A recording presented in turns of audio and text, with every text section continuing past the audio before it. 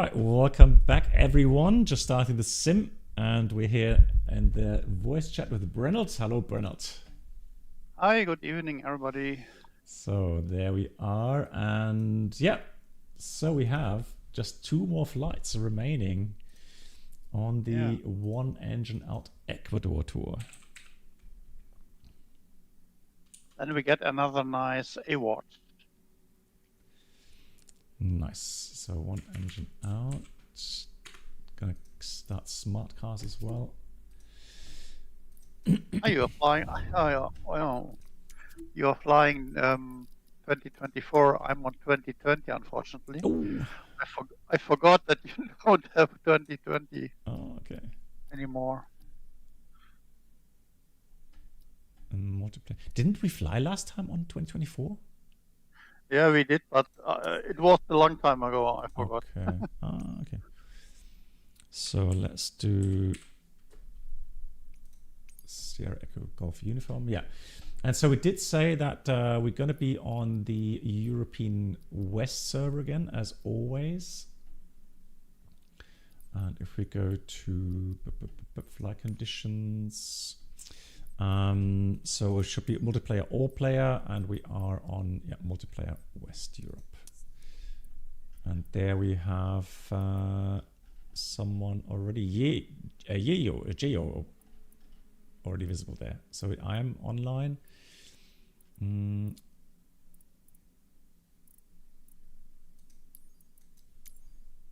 Yeah, and everybody's welcome to join. Feel free to join the flights. First flight is a bit longer. It's going to be approximately an hour 30, and then we have a very short hop thereafter. And Brandon already had the great idea to do a tankering for both flights, and that's what we're going to do.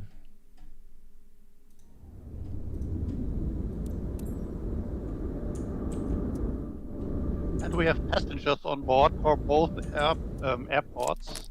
Some will get off the airplane in the first destination, and the other will get off in the last destination. Start the engines to request ground services. That's a good idea. So I'm going to put the aircraft under APU turnaround state. And we'll get the rest going. Bit is in, and let's do Smart Cars 3. You forgot the face cam. Oh yes, yeah, I have. Someone already complained. There we go, hello. Thanks, Ghost. How was your landing, Ghost? Hope you enjoyed it. I hope it all went well. So let's go one engine out.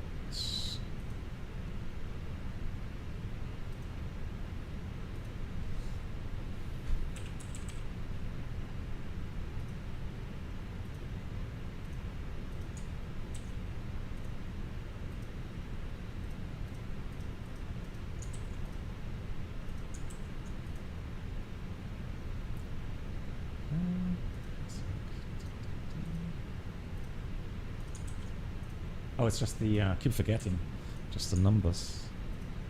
There we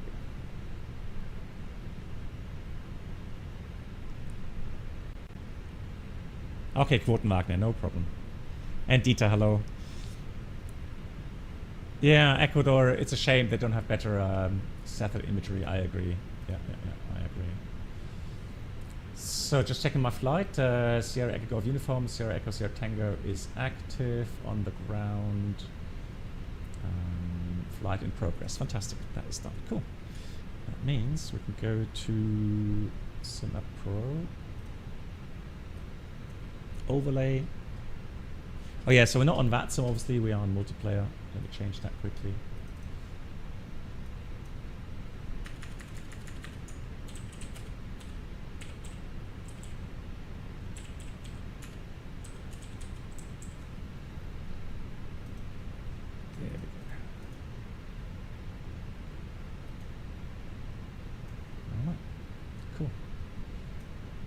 Running too. Excellent. So let me go here. Good database. Hope everyone has already updated their nav databases. Flight init request. Yeah, but I think Microsoft does their own imagery, right? You know, in some areas. So that's why they get a more detailed.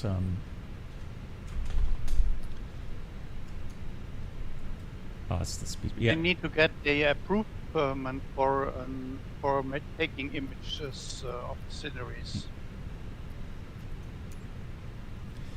I'm going to do something today because Fabian has given us some great inputs regarding mappings and sensitivity settings for the FENIX with the Ursa throttle and flap slats. So I've got an issue with the speed brake lever. So what I'll do is I'm actually going to disarm the spoiler function.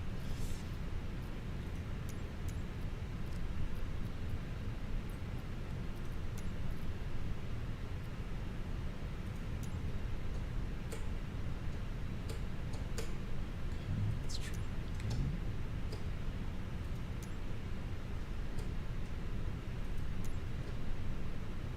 So hopefully that has fixed it now.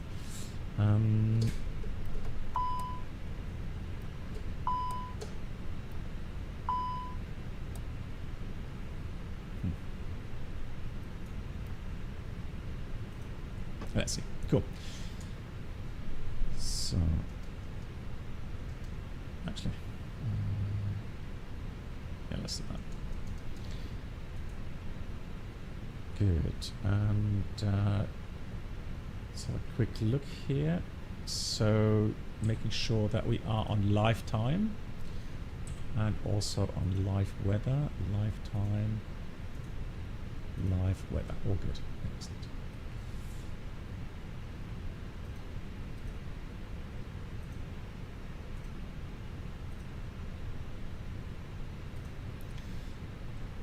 Good.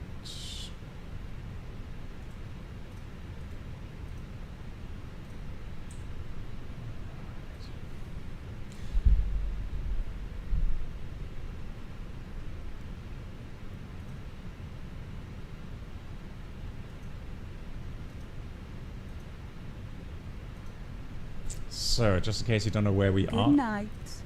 Ghost, mach's gut. Dankeschön. Good night to you. Take care. Happy weekend.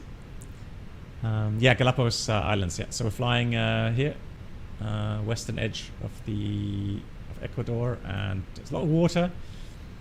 And then, so we fly to Sierra Echo, Sierra Tango, San Cristobal, and then we'll do the short hop to Baltra, the Galapagos.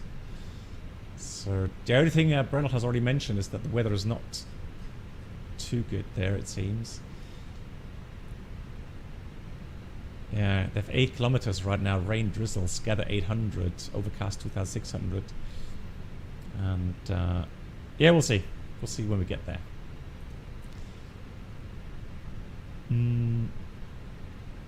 So SIDs, the first waypoint is Sierra Alpha Victor. Now, I'm not sure. Brandon, did you find any departure routes for that? On runway 03, and there you have departure route. Okay. So let's have a quick look.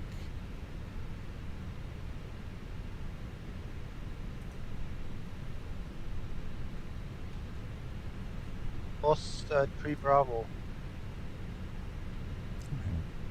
That's the wrong one. Hold on.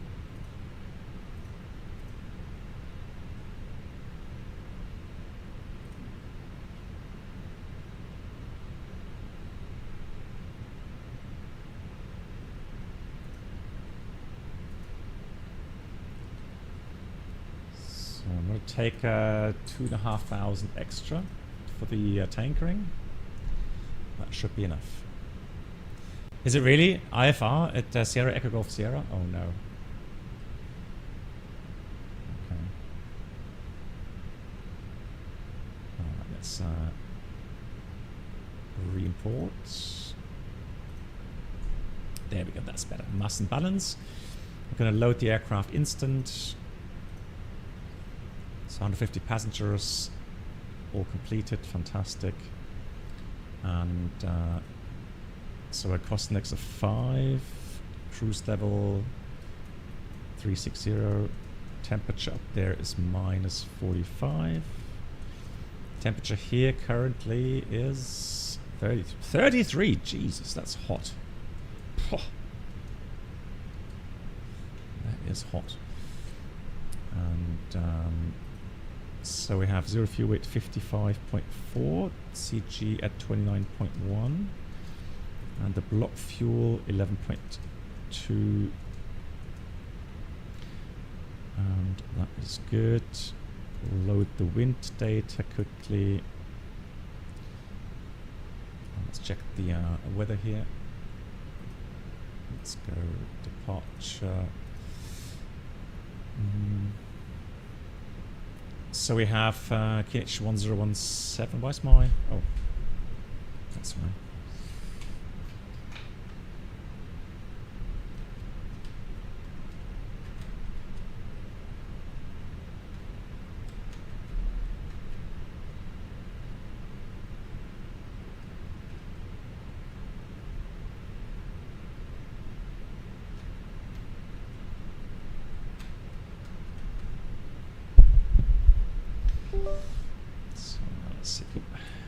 So there we go.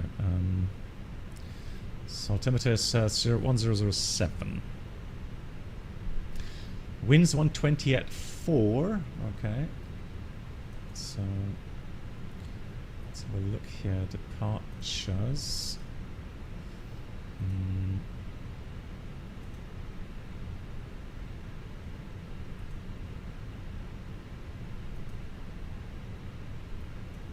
Ah, there we go. Seoul. Is it Seoul?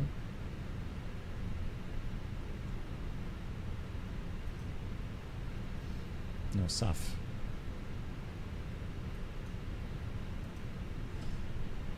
Which depart route are you flying, Reynolds? Those 3 Bravo.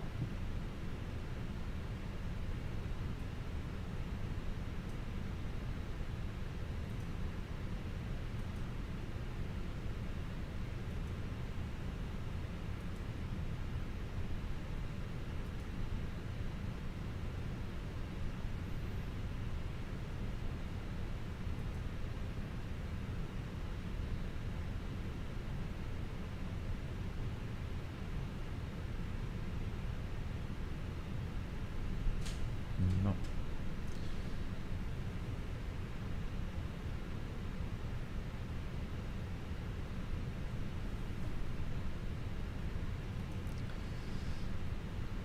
So it should be what? Direct Sierra Alpha Victor, correct?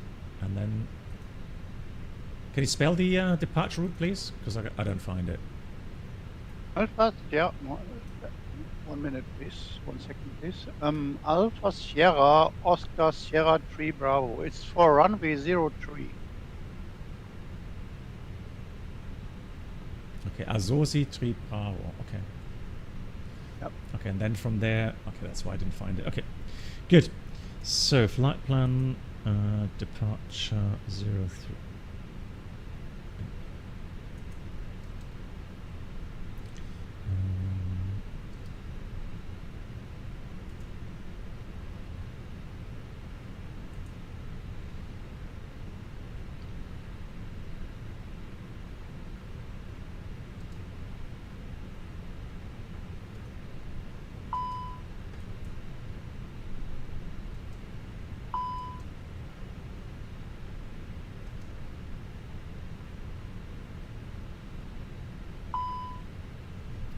Oh, that speed brake lever is killing me.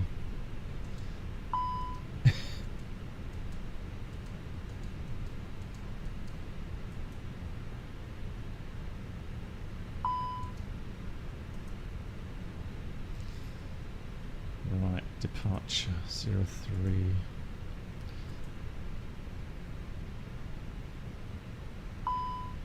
That's 3 Bravo. Insert Sierra Alpha Victor. Oh, Jesus.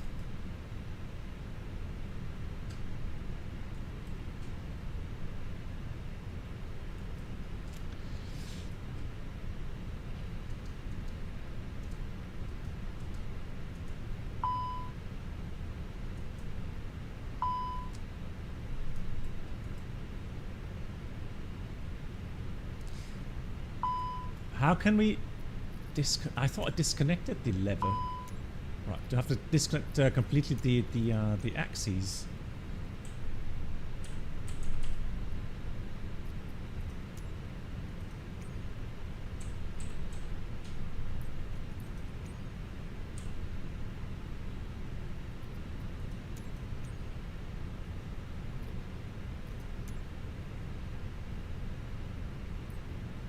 No, I've not had I've not had a time today to do that.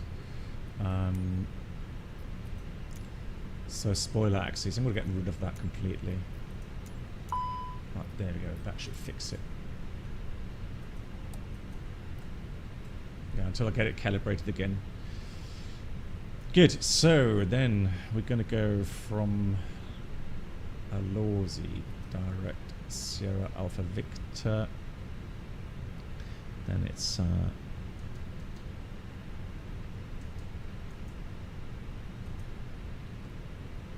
it's going to be Ateno direct. Insert. Then it's going to be direct. No, uniform Tango 17. All the way to Lolex and then into the approach. Lolex. Which runway are you planning for landing, Reynolds? Which fits good to the wind. Okay. So let's have a look. So that's going to be... Well, we have both runways. We're 240 at 2. Well, I'm going to go with the Arnaf Zulu 17 then. Could new subscribers please make approach your way to the via... first class cabin, where complimentary drinks, snacks and premium flight entertainment. Hey Aussie, thank you so much. Thank you. 33 months, Aussie. How are you doing? Happy weekend. So we're going to take the approach Zulu 17. Oh, it's a nice approach. Look at that. Gorgeous. And we'll take... there's no star, interestingly enough.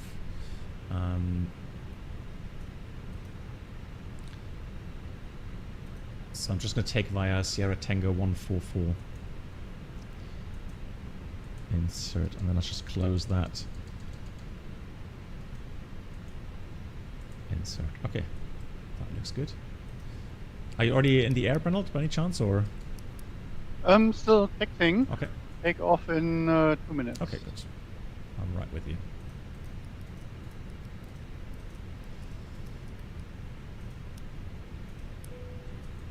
Let's get everything going here.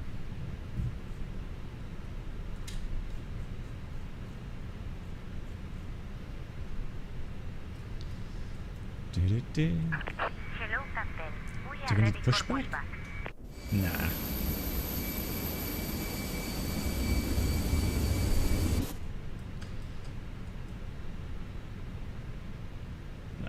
Alright, anyways, let's read the first checklist.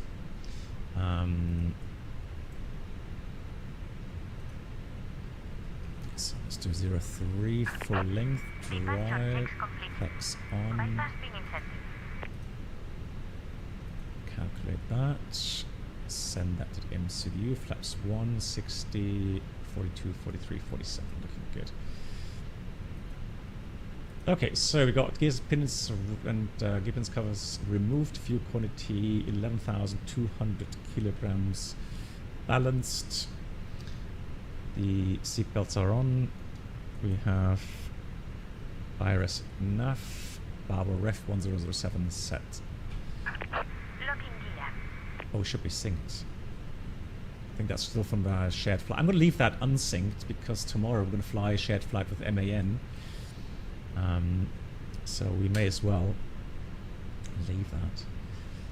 So we have 1007. That's the cockpit preparation checklist complete. Before start, parking brake is set. We have takeoff speed thrust 142, 143, 147, flex 60, windows, doors all closed, and the beacon is on. Before start completed. Right, I'm going to restart GSX, hopefully quickly enough. Let's start engine 1.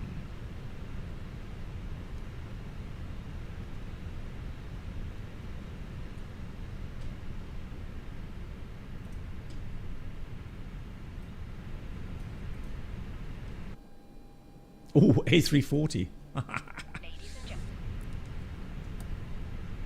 You got a search point. It's still... That's funny. Ah, okay, so that is still... The arming function is still there, strangely enough.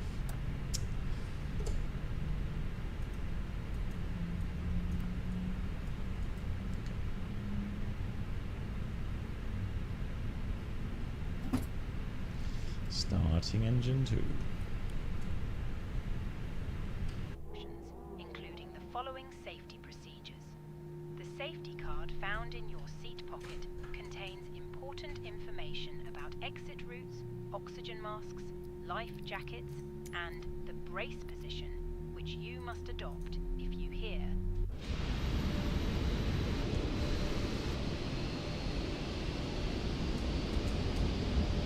Now.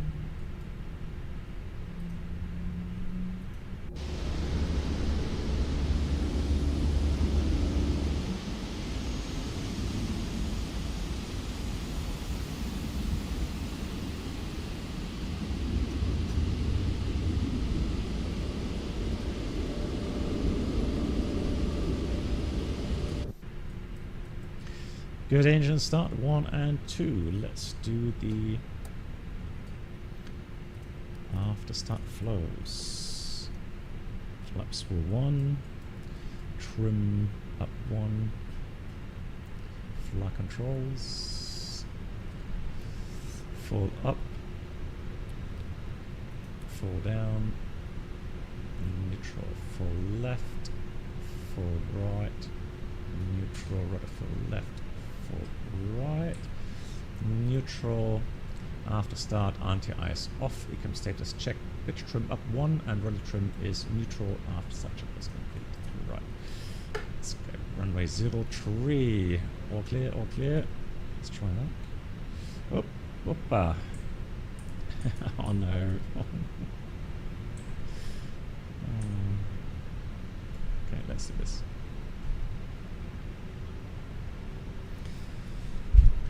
No DCDU, no. Not on this one. We don't need it anyways. Brake check. Brakes are working.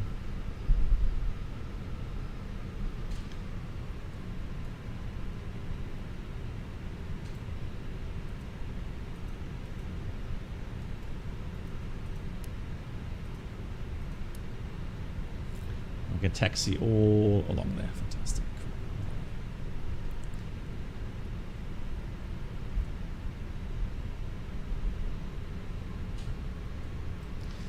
Let's wait for the cabin to report ready, but I'm going to already set that to right.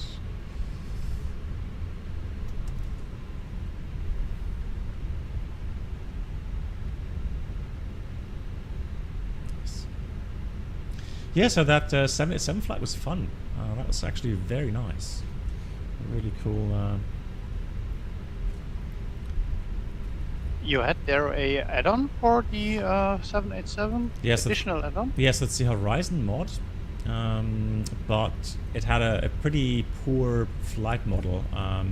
So it's very sensitive, for example, on takeoff when you pitched up the aircraft or pitched down the aircraft. And then, so they have modeled or modded the physics behind it, which is great. So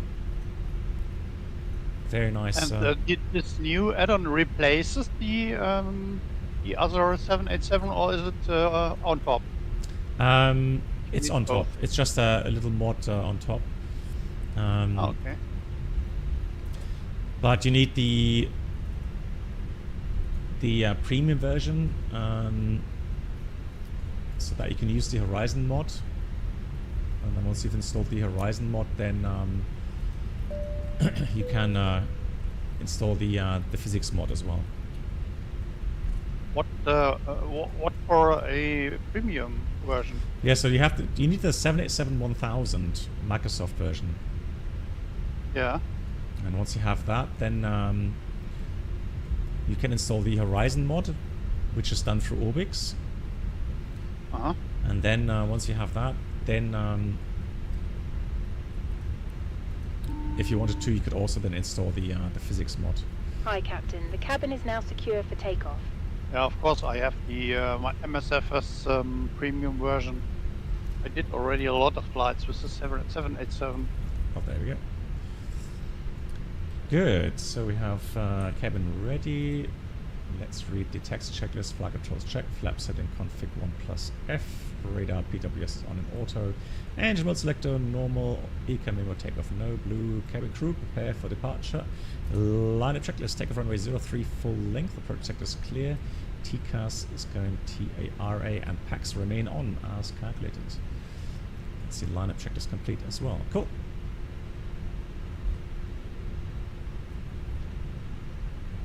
We are ready. Let's start the timer. Here comes the chrono. Take off.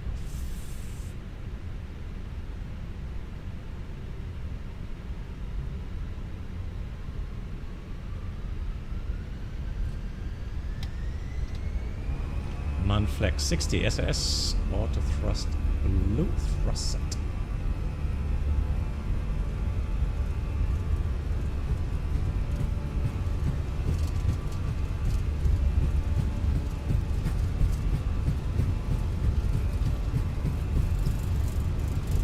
Knots. Ooh, heavy 319. Blimey.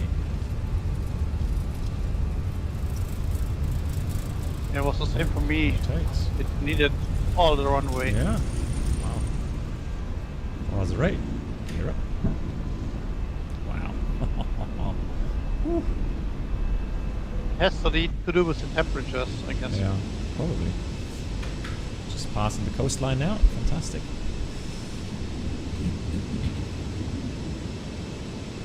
Like, can you tell me what is the earliest moment where you can activate autopilot? On the A320. Good question.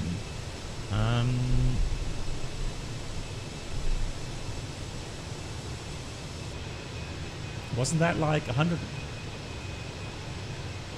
No, that's the minimum use. 160 feet was minimum use before landing. Dude, I was at 200 feet, correct? Was it 200 feet after takeoff? I don't know. I ask you. No, well, I don't remember anymore. But I think it was 200. Or is it any indication in the FMA maybe which shows you that you can activate? No, I think it did have a certain altitude. Okay. No, I think it was 200 feet on the 320. Maybe someone... Bruno isn't here. He would know. Okay. Beautiful. Look at that. So nice.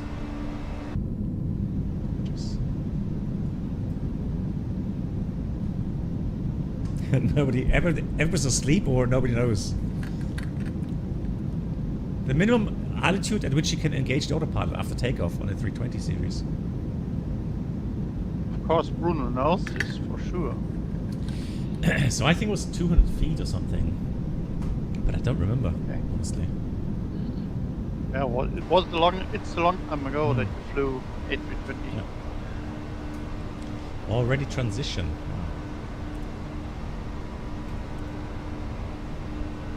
Yeah, 3,000 feet transition altitude. Is it 400?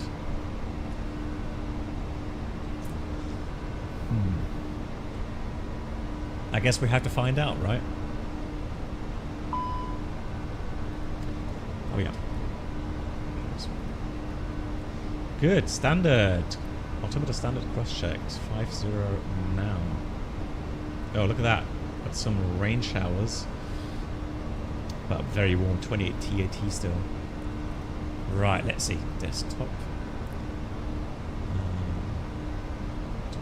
There it is. And so we've got A320. Where's it? A320.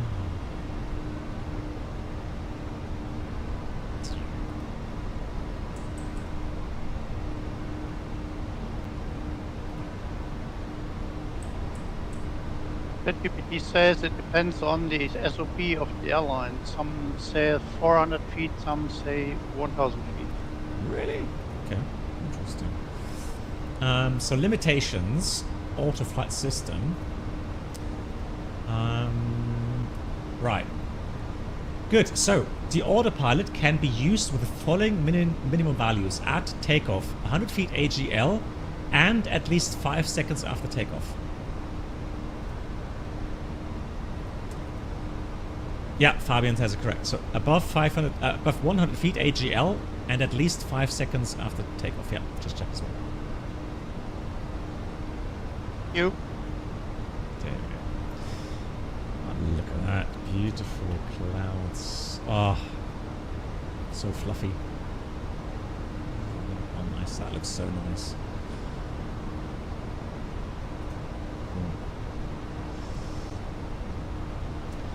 So we're going to go straight up to our planned level 360.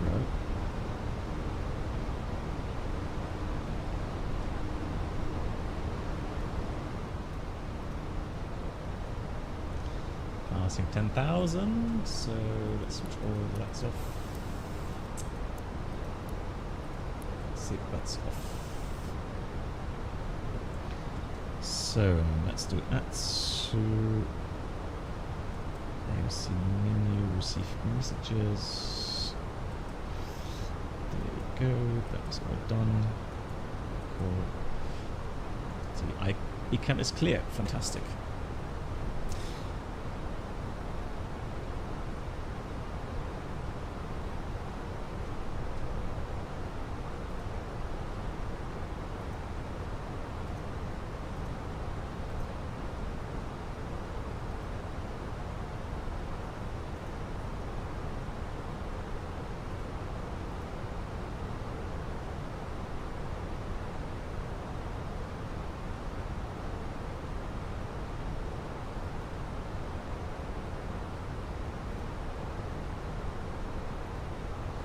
Yeah, the Boeing accurate, you would normally wait until you get VNAV activated, which is around 400 feet.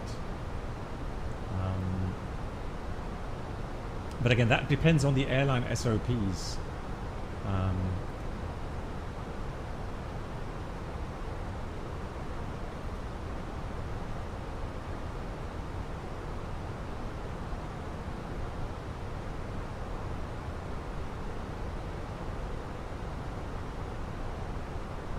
But I mean, IRL, you would never go ahead and you know, activate autopilot that low, right? I mean, especially on a long-range aircraft, you were happy that you could fly manually.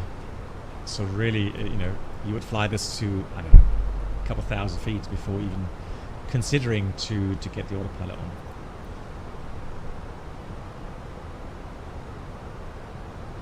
You have some interesting turns directly after takeoff.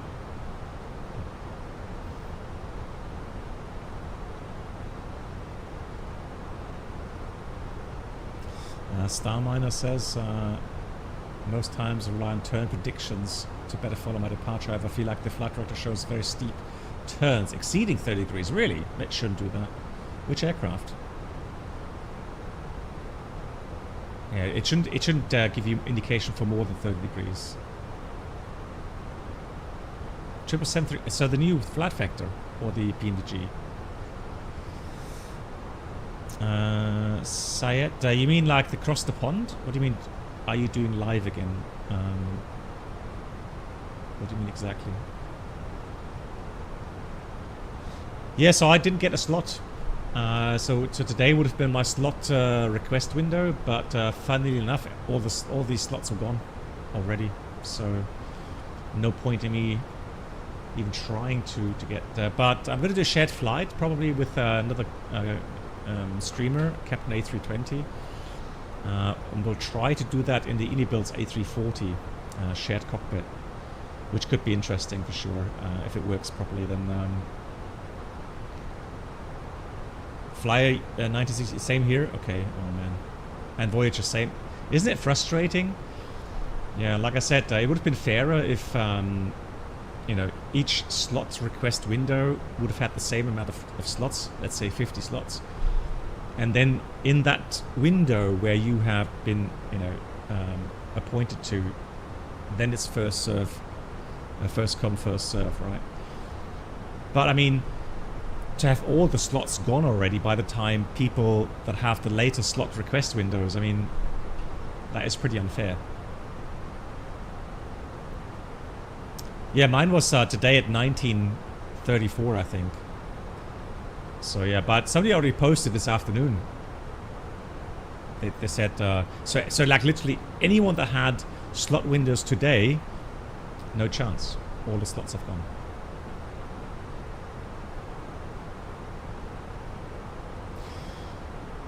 No, so Fabian, I think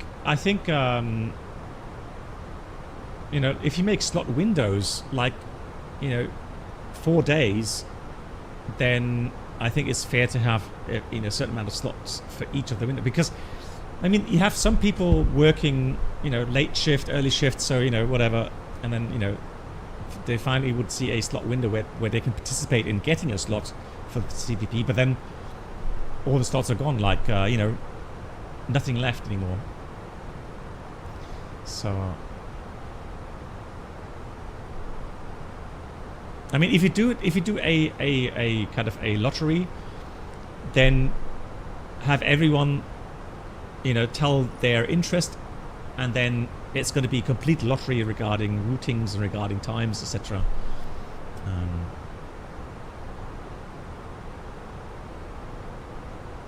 Yeah, you see, so Voyager, for example, he tried to get back on time, but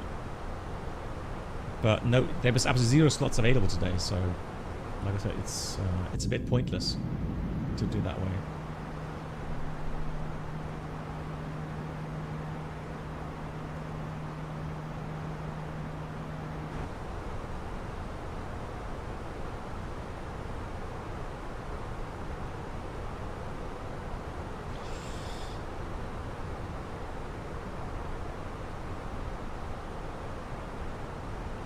Yeah, I know it's difficult. I mean, it's like it's difficult to please everyone, anyways. But you know, across the pond is definitely very, very popular. So you have a lot of people trying to take part, and then yeah, there's more people than slots available for sure. But as I said, if there's aircraft, especially long-range aircraft, that have a option for the shared flights, so FS co-pilot, let's say, and I think the Unibuilds A320 does work, then maybe some people could share their flight deck. Thank you much, Jeremiah. Wie geht's dir? Good. All right, on our way.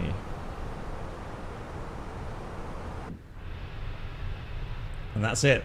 We are going to leave solid ground. And from here onwards, it's just water below us. Oh, nice, Fabian. So you're doing a shared flight. You'll take the 319 with the additional center tanks. Yeah, I mean, you know, eastbound with tailwind, it should be doable, yeah. Yeah.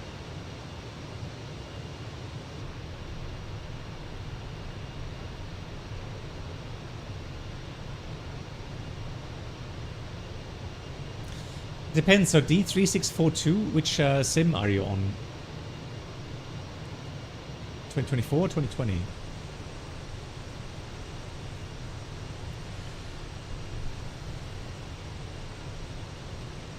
You are in 2024. Yeah, sometimes. Well, I mean, have you set so not just server, but also where the window is for the weather. Have you set all players? Hang on, I did say all players. When I started the flight, I did see some people there. So yeah, at the departure airport, there were some people there. I saw them. So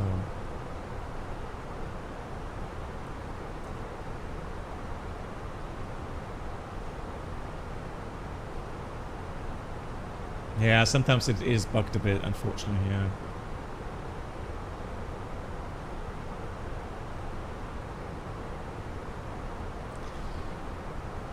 Jeremiah, no worries. So today we're gonna end the Ecuador tour, but Brendan also said there's another tour that we can continue on. So there will be more flights, and there will be VFA group flights as well in the future. That's beautiful. And Brendan, how's the CPU cooler doing? All good? CPU is cooler than with my watt cooling before. Oh, really? And it's more quiet than before. Okay. Because yeah, that's the thing, right? I mean, I sometimes wonder. So that the Noctua CPU coolers, they have a really huge cooling fan, right? And a huge the fins. Yes. It's a huge. They also have the Noctua now, and there are two fans integrated. Yeah. And it's a very big thing here. Yeah, It fits barely. It barely fits in my computer. Ladies and Yeah. gentlemen, welcome aboard the Captain Black Box. The graphics card is about a centimeter New away only. subscribers should now pick up their pass to first class. Thank you. But I mean, if it works, it's fine, right? Hey Hunter, thank you so much gifting us up to Jeremiah. Hunter, thank you so much. That is very kind of you. Much appreciated.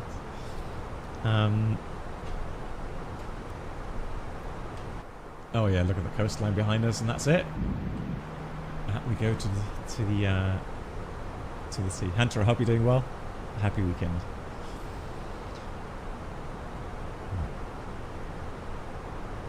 Yeah, tomorrow we'll do another stream shared flight with MAN. We're flying Sofia to Istanbul Göcin. I don't know how to pronounce that. Not the big airport. It's a smaller airport in Istanbul. Thank you, Hunter. And so we fly there and back again to Sofia, shared flight. So MAN, I mean, I feel sorry for him. He just returned from Sao Paulo IRL today. So he's definitely going to be tired. But we'll see what we can do in terms of challenge, right? I guessed it already. And Reynolds, so just from my understanding, did you have Microsoft 2024 already installed at some point? Of course, yes. I have both simulators installed, but I simply forgot to start the E2024 Okay. today. So, I mean, if you're interested, Reynolds, at some point we can do a shared flight in 2024 on the FENIX. It works really well. Yeah, we can try. It works very well. But I'm not very experienced in failures. No, we don't have to do failures. I mean, it's more for the enjoyment of doing, shared flight. Yeah. Because last week we did a great flight with Fabian from Vienna to Dubrovnik and back to Vienna. Not Dubrovnik, TVAT. Dubrovnik was the alternate TVAT. With the circling. Yeah.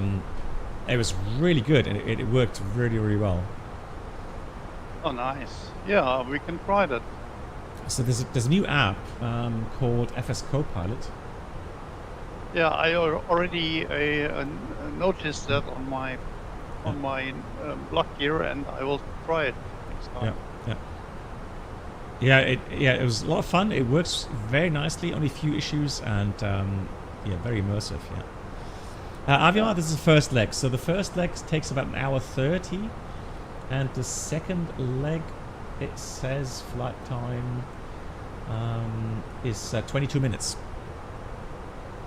Yeah, very, very. Is there a compatibility list for this add-on? If you start the add-on, let's have a look.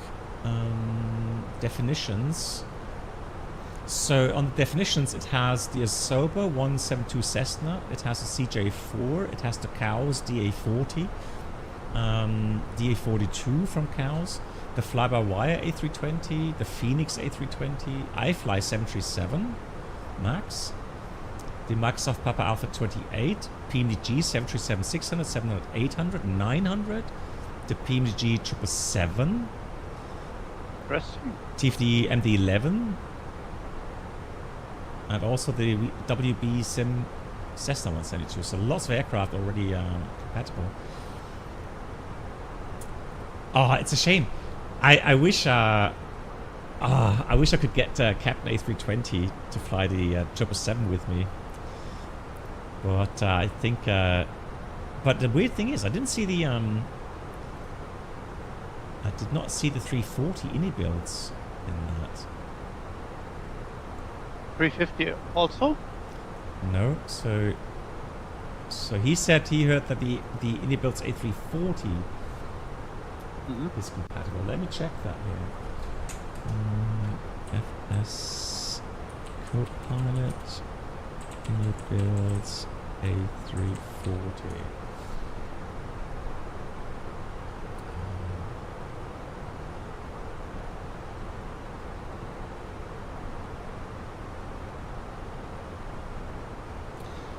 So then maybe, if the only official add-on available is the PMD 777, I would have to try to get Sven into the 777. That would be fun.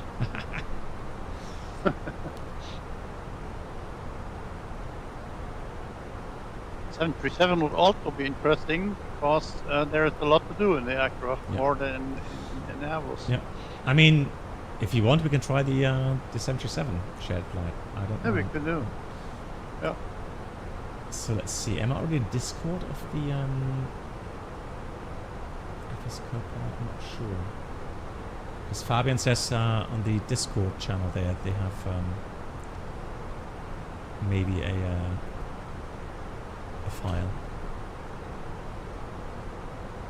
I guess maybe with the time they will integrate more planes in this add-on. Avimar, some good airports to fly to. Yeah, I mean, I always have a couple that come to mind. Let me quickly get my Sky Vector. Well, actually, let me get my Navigraph here. So, what you could do, you could always go to northern Spain, for example.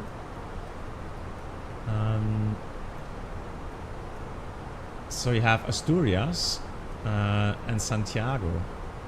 Those two have some great approaches. Oh, Fabian, thank you so much. So maybe then Sven is lucky. Bilbao is obviously a great airport. I'm not sure if you've been there. Lima Echo Bravo Bravo. If someone is looking for exciting approaches, we have an interesting tour in one-engine airlines. Absolutely. There is most exciting airports in Europe or in the world, if you like. Yeah, so Avimar, have a look here.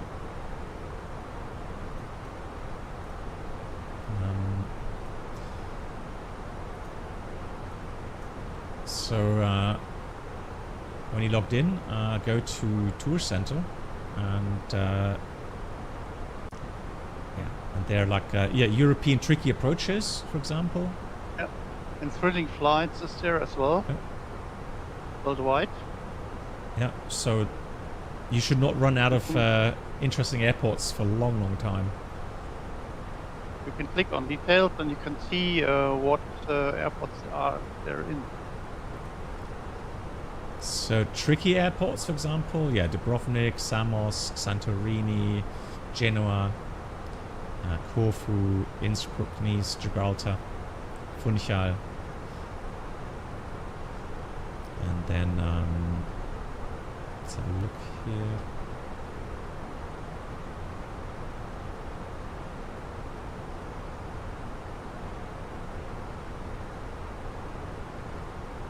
There should be a tour named Thrilling Flights.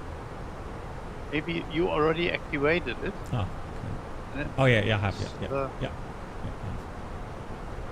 Yeah, so Thrilling Flights, Sion. So there you have also small airports. London City Airport, Ingolstadt here in Iceland, Tonkontin, Santos Dumont, Alta, Hammerfest, lots of interesting. And look at the routings there, 52 routings to go through. So yeah, you should not run out of any ideas. Maybe we can do this as next when we complete it this year. But there's some long distances. Well, I mean, it's an hour, maybe hour 30. That's correct. Yeah. No. But I can change the departure airports so that it's not too long.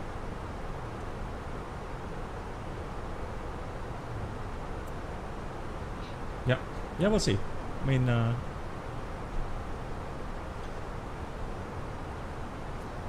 what airports are good for some change circle to land? Well, Innsbruck. Calvi. Yeah, Calvi, Innsbruck. Salzburg. Yeah, Salzburg has a great circling. Gibraltar. Skadu. Oscar Papa Sierra Delta.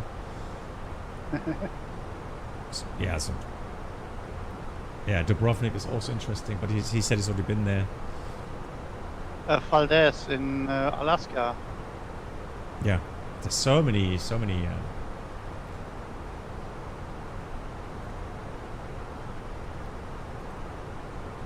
absolutely. And there is one Kastelgar also. Mm. We have been there a long time ago, and this is a very exciting approach. In the middle of a valley, surrounded with high mountains, and it's a very close circling there. Hmm. Yeah, again, many airports. Cool. So flight time about hour 10. I think I'm gonna quickly hop downstairs to get myself something to eat. Small drink, and then I'm sure we're gonna find a nice topic, some instances to talk about.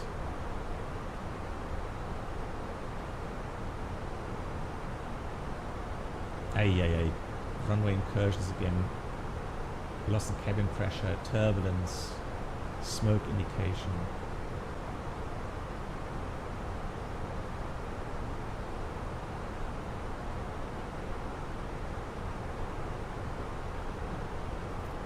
We'll find some good topics. Cool. All right. I'll be back in about 5 minutes, guys.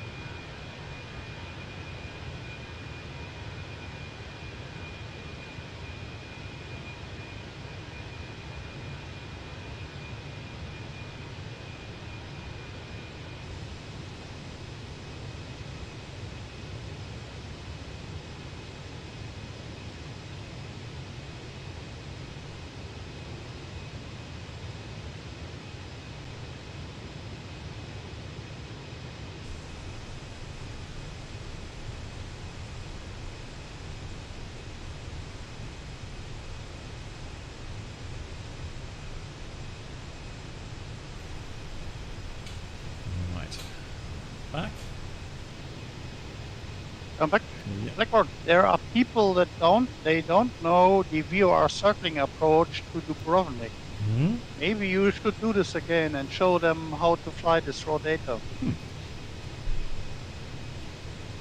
I'm shocked to hear that. Yeah, as well. But we did it a couple of times, but I think the last one is quite a time ago. Could be. Let me find the airport. In the meantime, guys, has anyone booked flights in May or June for holiday? I don't.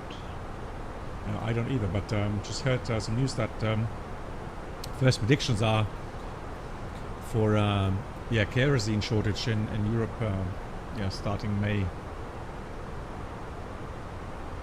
So that's something we haven't heard for a very long time. So Dubrovnik approach, and so we have a VOR approach. I'm wondering, didn't we used to have a special chart for the VOR circling? I think yes, we had, but maybe they have changed it. I think they have replaced it with the RNP approaches. Yep. So, for example, this one here is a nice RNP approach. So the only thing really, you have a visual approach 2.9, which you could fly. I think this is for smaller planes. You can do this with a A320 as well. Good night. Oh, Welche, mach's gut. No, kein Problem. Have a great weekend. Schönes Wochenende. All good.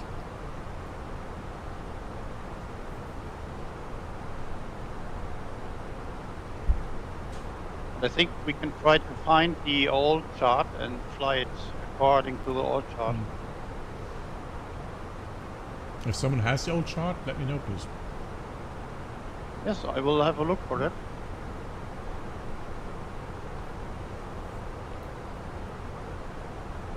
Yeah, it's a good year not to fly on holiday this year. Yeah, I agree. Especially with the prices now. So friends of us want to go to Bangkok, and prices now for economy class tickets are at 3,000 euros per person. Crazy.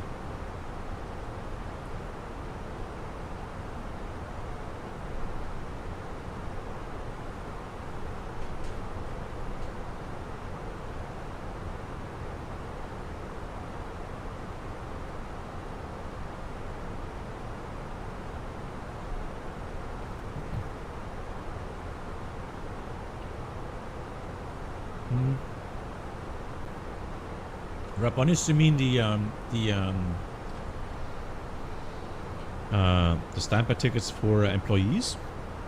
Is that what you mean? Thank you, Bennett. I have a link for you.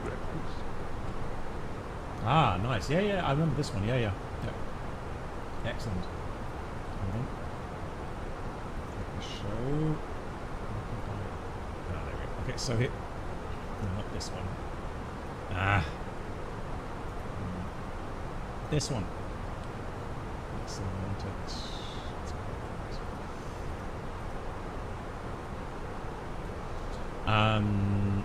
Yeah, so that was the old circling approach. So we come from Kilo Lima Papa, 11 DMEs, and then you do a 11 DME arc. Can you put this a bit bigger? Yes, okay.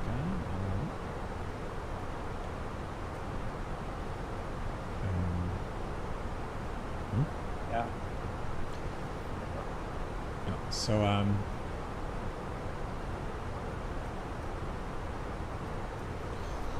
yeah. So now they've changed it from Olegu to a different circling approach, but it used to be, around the Dubrovnik VOR, the 11 DME arc, and then they cross 142 radial from Dubrovnik, turn final or inbound. It's an offset, So then he flew along the coastline to a certain DME distance to the VOR DME, and then you would go to Ruda Beacon and then on to the final. Oops, and it was a very interesting approach. Yeah. Yeah, that used to be very interesting. Yeah, it's a shame. A lot of these really fun approaches have been replaced by RMP approaches. But I think in a simulation we can still simulate this approach. Oh yeah, absolutely. Yeah. I don't see why not. Yeah.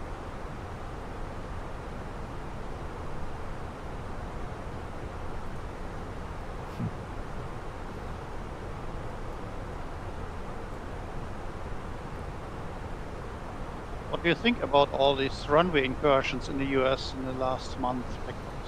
Worrisome. It is worrisome.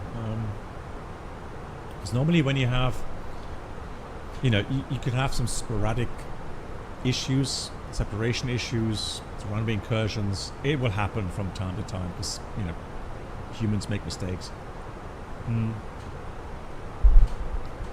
But when it gets to a point where it literally happens every week, that's worrisome.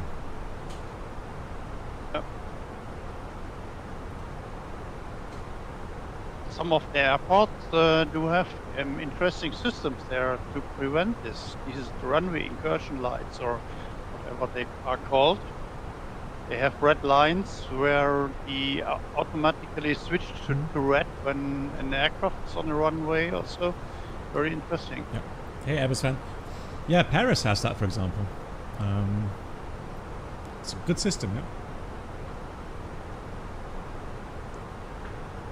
Yeah, thank you, Avimar. Just had a sandwich.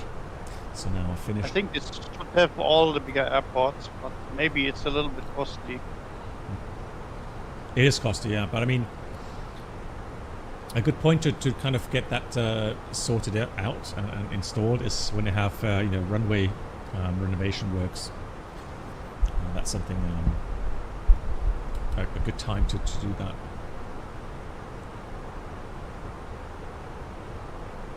Does Frankfurt have this? No, not yet. No. Hmm? I'm trying to think. There's one airport is it in Germany or somewhere else in Europe that had it installed now. Germany, then maybe only Munich would be possible. All the other are too small, I think. Well, maybe someone here knows. Yeah, so the circling. So the circling with the a DME arc. It sounds more complicated than it really is. It's just a matter of understanding how the needles should be pointing, and it helps when you use an HSI indication. So for example, here in the A320, A319, you would go to ROSE VOR mode, okay? Problem is right now we can't dial in any VORs because we are over water. There's nothing here. But really what you do, so one thing you have to work out obviously is the initial heading, right? When you start an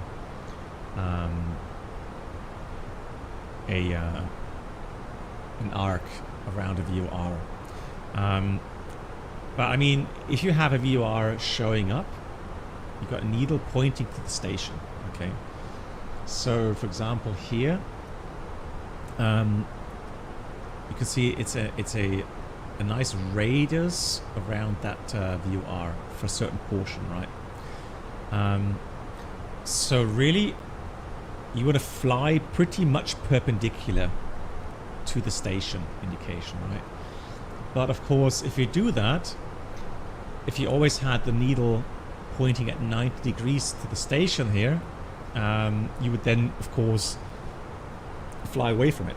So you have to continuously adjust your track and the heading in order to keep that 11 dB arc, let's say.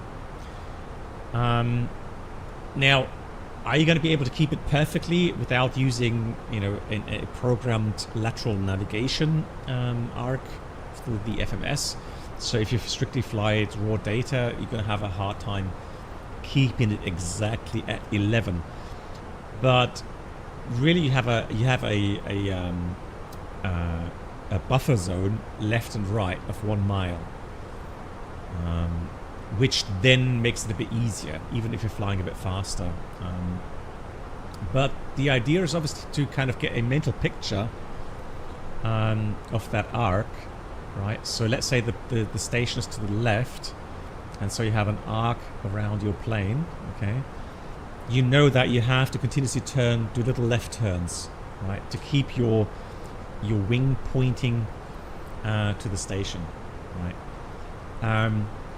Now, if you fly this in LNAV or NAV mode, and it's a nicely programmed curve, radius to fixed curve, then the aircraft will do that with a continuous bank angle, and then of course take in account of the crosswind, or, you know, the wind situation automatically for you, which is very nice.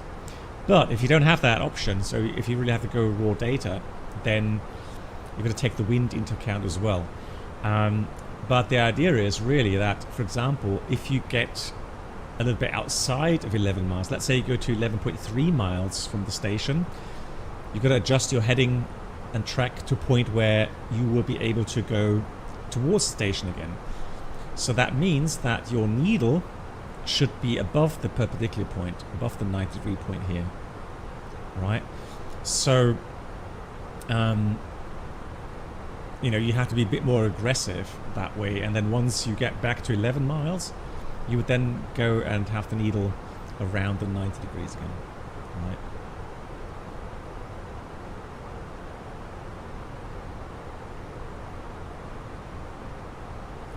What do you want to phase after the arc? What do you mean after the arc turn? So at some point you have to be initial, right? So, so the thing is that no, you don't have an indication initially, but you have the needle show pointing to the station. So as you get, so if you're outbound from the beacon here, you know, you will get to a point where obviously you're going to have to turn at a certain point to catch that 11 dB arc, and that depends on your ground speed, right? There's rules of thumb how to kind of, you know, understand when to turn. But let's say you're doing 210 knots, then you know, you look at the distance from that station here, then I would try to turn, it's not in 90 degree turns, so I would try to turn at 10 miles from it, and then just turn, and then when you do the turn here, you don't have to work out perfectly your heading initially, because you have your indication on that raw data indication here, right?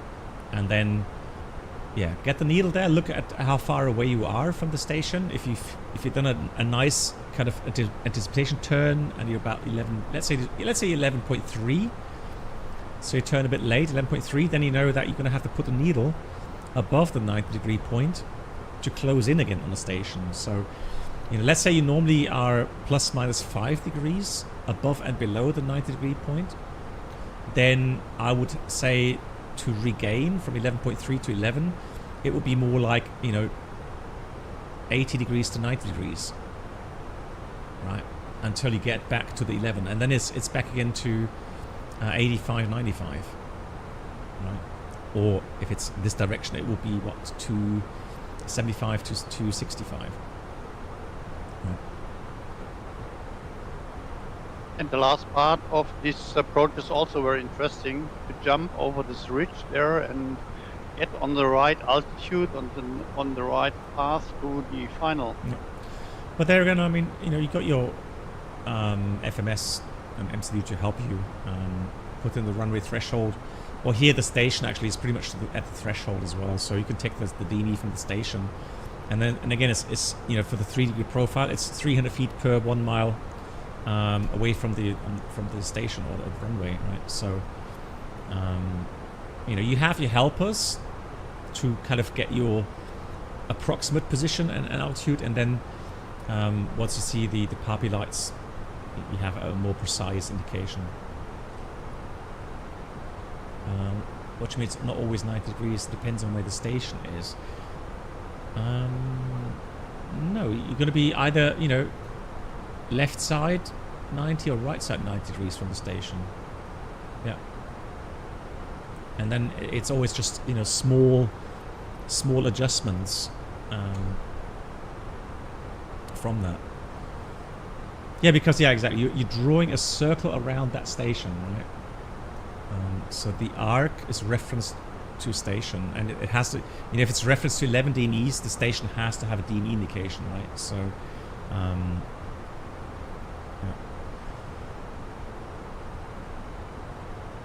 Maybe when you try this flight, like you can unfortunately have a dual GPS failure right at the approach. This would be interesting. Yeah, not just GPS failure, but probably more in the realms of a let's see what has to fail for the map mode to fail.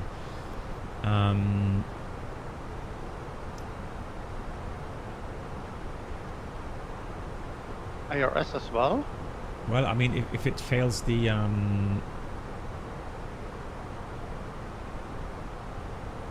well, maybe the MCDUs. Cleveland, hello. Yeah, maybe because or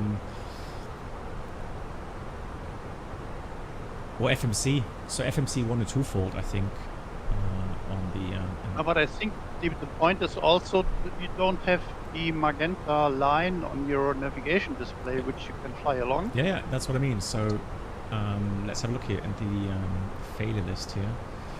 So let's go to maintenance. Config and then failures, manual. It should be under navigation, and then it should be. Let's have a look here. Or is it autoflight? Maybe it's autoflight as well. MCU. Oh no, here flight mission guidance system. So,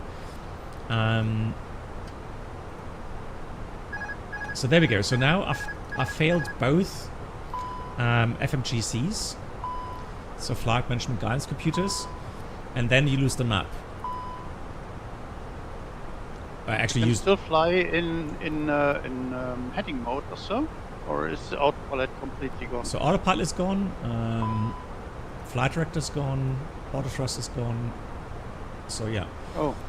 And that's the thing, that's right? a bit more difficult, huh? Well, yeah, sure. But I mean, what we could also do is just keep them active. There we go. Has it killed my flight plan? Oh, it has. Really? Oh. Well, no worries. I'll get that back in. Oh, the cabin has. Otherwise, you have to fly the rest manually. Let's go again. So that was init request. Thrust levers back to the climb notch. So secondary uplink, secondary flight plan. Oh, hang on. Secondary flight plan. Insert secondary. And activate secondary. Oh no, Avima. All good. All good. Don't worry about it. All good. Right. So next up is VAPOC. So we go direct to VAPOC. Insert.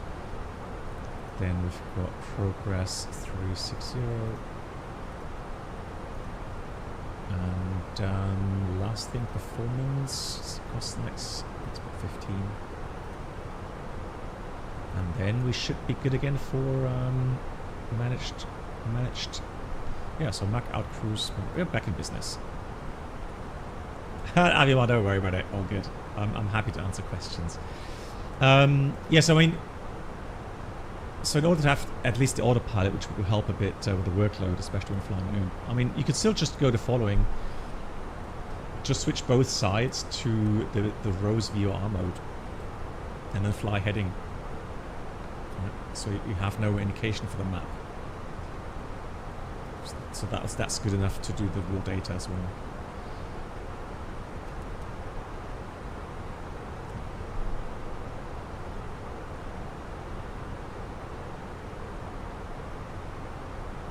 Avima, well, it all depends on your person preference regarding how confident you feel regarding some failures. So the idea is the following. So for example, if I flew with Fabian again, I would ask him if I should think of a scenario which I wouldn't tell him beforehand. And from my real world flying, I know a lot of interesting scenarios that can get you sweating.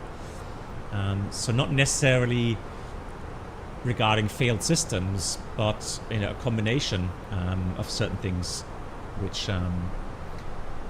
we have to then consider and work through. Raboni's as well. Good. Yeah, I love it. I mean, people. So the thing is.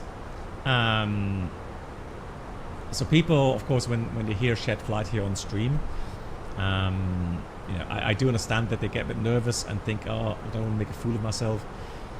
But the idea is to understand that you don't have to be perfect. It's all about fun and learning. Right? Learn more about yourself and learn more about systems and procedures and so on. Exactly. So. And you're not on your own, right? You've got me with you, so I'm there to help. However it quickly can get really stressy to fly with black box. I can say on my experience. Depends. I mean, I can be supportive if you just want to do a normal A to B flight without any failures. Fine with me. I don't mind. But yeah, if you're interested in some interesting scenarios, I've got lots of them. Lots. I remember there on certain dash 7, dash 8 flights, so yep. dash 8, long time ago. Yeah. Yeah, that as well. But it's cool that we have these options these days. I mean, very cool. Right, expect max manual brake at Sierra Echo Sierra Tango. Okay, let's have a look. 1840. Yeah, I've got A319. I mean, it's not that much shorter compared to Bremen, but I think one bigger issue is the fact that it only has a 30-meter wide runway. So remember the issue with that?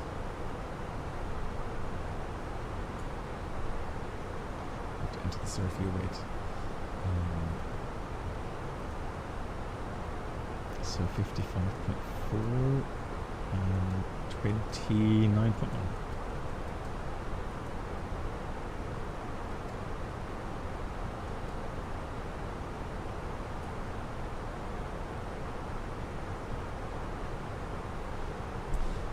Yeah, with the A320, of course, it's going to be a bit more challenging, but still, it should be okay. I think it should be fine.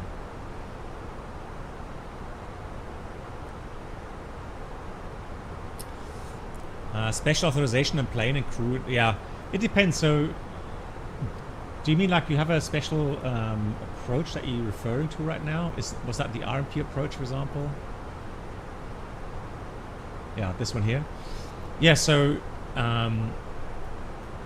usually when you have an RMP and in the brackets AR, authorization required, it can refer to several different requirements. It could be state prescribed requirements where the state, so the country, will tell you the aircraft has to be able to fly certain RMP procedures. So for example, this one here also has a radius to fix. So this one here, right, it says radius to fix required. So not all FMS systems or FMGS systems are able to do that. So the aircraft has to be certified to fly, for example, RF procedures. And then the state will tell you, for the operator, what special training has to be done. So they could say, for example, you would have to have training in the simulator, level D simulator, to fly this approach, right? Or they could even say you would have to be flying in the flight deck as pilot monitoring IRL at least once, to see the approach, see the obstacles, see the terrain. Jeremiah, good night. Choose one in it. Yeah, so many different requirements available to be given to the operators and the crews, for example, right? I'm trying to think. There wasn't a... Yeah, was it Mykonos? LG and K, right? Mykonos, let's see it.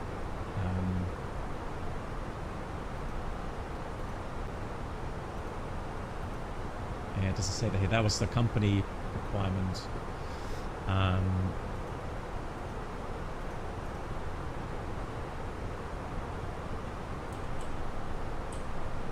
Let's look for Innsbruck. Innsbruck approaches.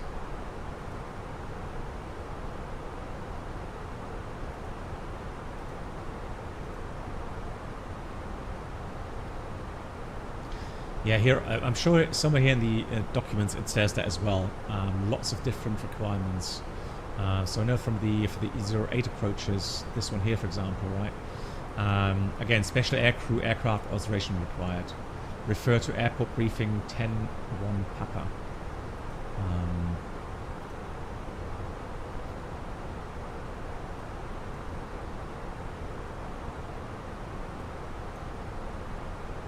Yeah, they have some more references where to look for. Yeah. And again, it's so the AIP Austria will give you some more detailed information exactly. And here, for example, so it says guidelines for the RMP Zulu runway 8. Equipment requirements. So here it actually specifies what the aircraft has to have. Right. So, for example, FMS must be capable to perform AirRink 424 radius to fixed path terminator, etc. So, again, it does get very, very technical if you try to get into that. Right, let me check to get the weather. Let's see what approach we're flying in now. Sierra Echo, Sierra Tango. Currently, it's 19 Zulu. That's a bit older. Let me update that. 20 Zulu. 250 at 3. Showers in the vicinity. Scattered at 1300. Overcast 5000. 27. 1008. Yeah, so we're going to stick with the landing on runway 17. I'll tell you what. Let's do a view our approach then. 17 Zulu. Although the RMP looked fun as well. Oh, it doesn't have a VOR chart anymore. Ah, lol. Okay, disregard then. No how. Actually, disregard. It's there. Whoops. Approach. Oh, it does have Zulu VOR. Oh, perfect. Hey, we got an arc approach, guys. So I'm going to fly the Yankee approach here, okay? With the 15 dB arc, and I could demonstrate how to fly the arc. So let's go arrival, approach via yeah, 87 Quebec. Okay, so initially what I will do, I will fly to the initial point from which point onwards we're going to have to fly the arc, and then I'll switch to rose mode on both sides, so that we don't see any nav track anymore. But at least I have an autopilot where I can do the heading. I'm not going to use track. I'm just going to use heading mode. But at least that way I can fly the approach. So, of course, for this approach to work, we have to have San Cristobal, so Sierra Charlie Victor, tuned.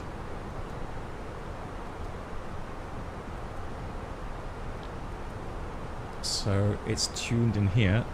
And then what we have to do as well is get the last inbound course for the final. Okay. I'm going to check the runway track. So it's 167 and the VUR is 170. So it's still a 3-degree offset, which is going to look weird. It doesn't sound like much, but 3 degrees is a lot of offset. Good. So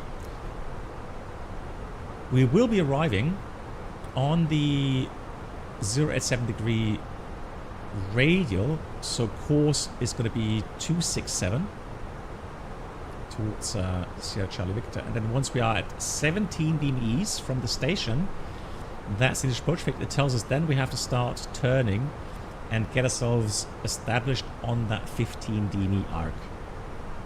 Okay. Now let's see on our website.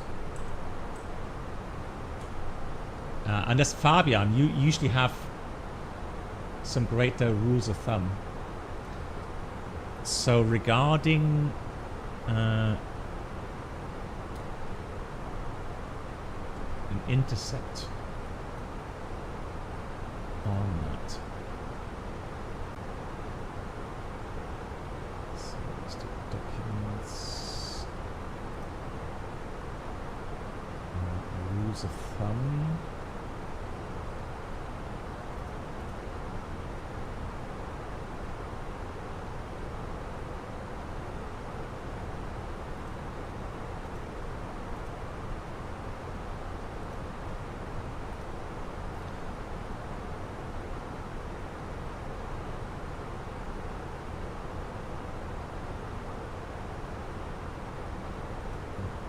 Turn radius.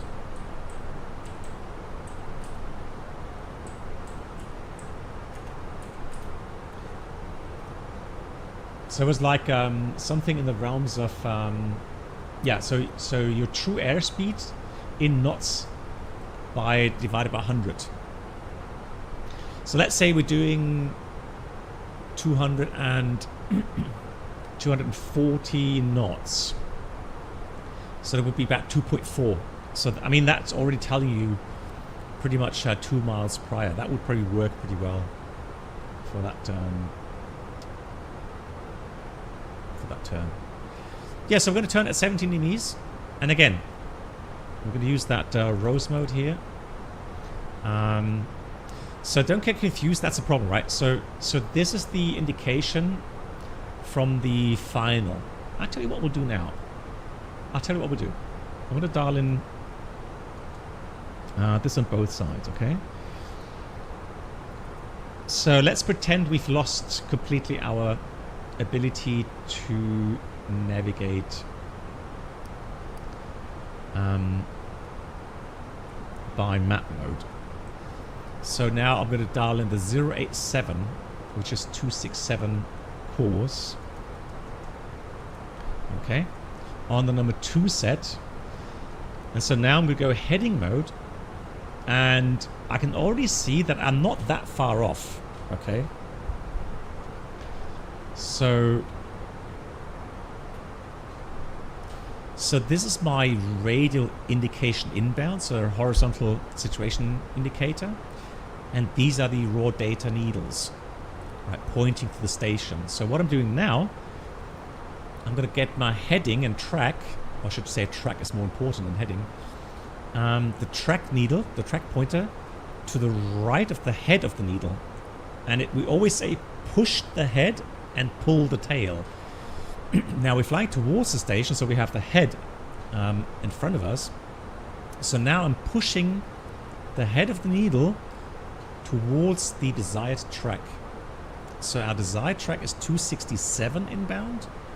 And I'm now pushing, since my track is right of the needle, I'm pushing against the head. So that needle will start to go and move, ever so slowly left. Now we're still 111 miles away from the field, or that station, sorry. So it's going to take some time. So we could take a little bit more of an intercept angle here to expedite the intercept. Now it's already moving in. So that's 10 degrees off, and that's 5 degrees off. All right, so 277, 10 degrees off. When that middle pointer gets to here, is 5 degrees off, meaning 272 degrees. Good. Another thing is now we've got to calculate our top of descent here. So we're currently at 36,000 feet. Only have a little bit of, well, we can negate that tailwind. So I want to be, I mean, we have at least, I mean, that's another 15 miles, isn't it? Around that 12. So we have about at least 25 miles track distance around that. So 50 hours. I would say I would aim for about 7,000 feet here, okay? So I know that's 17 miles in front of that, okay? So 7,000 here means I've got to roughly lose about 30,000 feet. Times 3 is, so 30 times 3 is 90 miles. And then 17 from here means 107 miles. And well, we're already high in the approach. So I'm going to start my descent here. So we'll do 70 with open descent, thrust idle. Yeah, so I want to be about 7,000 feet here. And transition is very low here as well at 4,000 feet. So let me get all the data here entered into the MCU. Let's prepare for the arrival. And now, yeah, preparations are key. So I'm going to enter all that data. So the QNH is 1008. Temperature is 27, nice and warm. We have 250 at 3. We'll do a conflict full landing because it's a short runway. And the minimums for the VOR approach here to descend is 500 feet bar row. There we go. So that's all entered now. I'm going to put 050 in here. Good. Now, we'll work out the landing performance. So 3.17 it is. Apply the METAR. Runway wet, potentially. So, yeah, Fabian, that's the thing, right? When you don't, fly these very often, then, yeah, we tend to forget. Good. Where was I? Oh yeah, landing performance. So landing weight is 63. So let's do 62.7 with auto brake medium. Flat full, manual landing. Yeah. So, I mean, we'll leave medium auto brake, but we may have to overpower after touchdown and do max manual braking. That's weird. Why is max manual? Oh, because it has max reverse. That doesn't make sense, does it? Why is max manual? That doesn't make sense. That's wrong. I mean, that makes sense to me. Yeah, alright, I'll take that. So auto brake medium. I'll select medium auto brake here. And good. So you can see now we're coming into the inbound track. So now we have a bit of wind. We have no wind anymore. So now I'm adjusting my heading again to slow down the approach to the center of that radial. Okay. And then you can see that once we're on exactly that 267 course inbound, everything will be centered. So we're not far off, just 1 or 2 degrees off, right? 20 miles, 78. We have to lose another 20. Yeah, we should be all right. Out of the 70. Yeah, I think I'll leave that for now. Good. So we have 60 miles, 18,000 feet. We're still a bit high. I'm going to take the speed brakes. There it is. Cool. Excellent. All right. Let's get ourselves prepared. Yeah, so I mean, you can, if you wanted to, you can descend down to 4,000. But to me, that's the lowest, right? So you don't have to be 4,000 on the arc. I would rather try to aim it to get it in a continuous descent.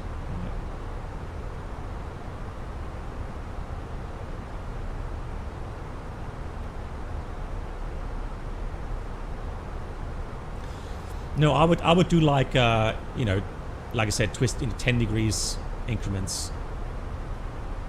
Well, I'll do the autopilot because again, it's single pilot. It's a lot of workload, and it's, to me, I want to show you guys, you know, on the screen here what I'm doing, and you would be flying this with autopilot as well. Anyways, I mean.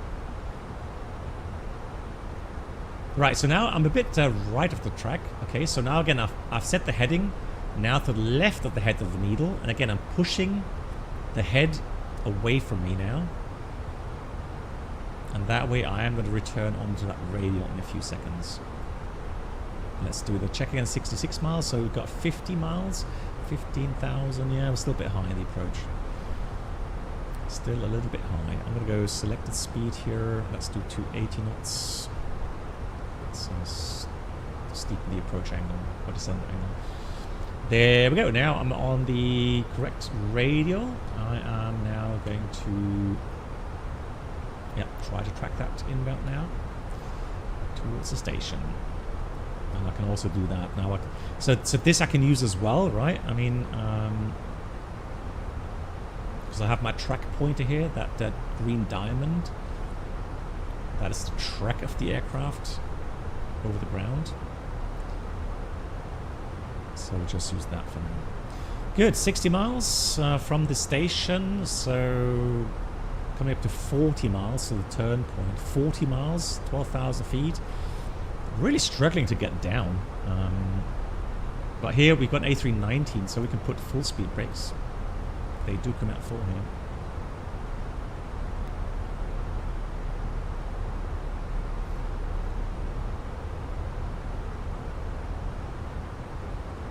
Yeah, and don't see this as being, you know, too robotic, right? So the idea is that you have your arc of 15 DNEs, and your goal is to stay between 14 and 16 miles. Right, that is the part that's the goal of the corridor you want to stay in. So 14 to 16 miles. So push the head and pull the tail. So if we were flying away from the station now, Avimar, right, and we want to correct an offset, then we have to think of you pulling. So if we were flying away from the station, and here we have the tail now, so that tail would be here, then with this relationship being left of the tail, we would pull the tail towards us. So we push away the head left and right, and we pull the tail towards us. That's a saying: push the head, pull the tail.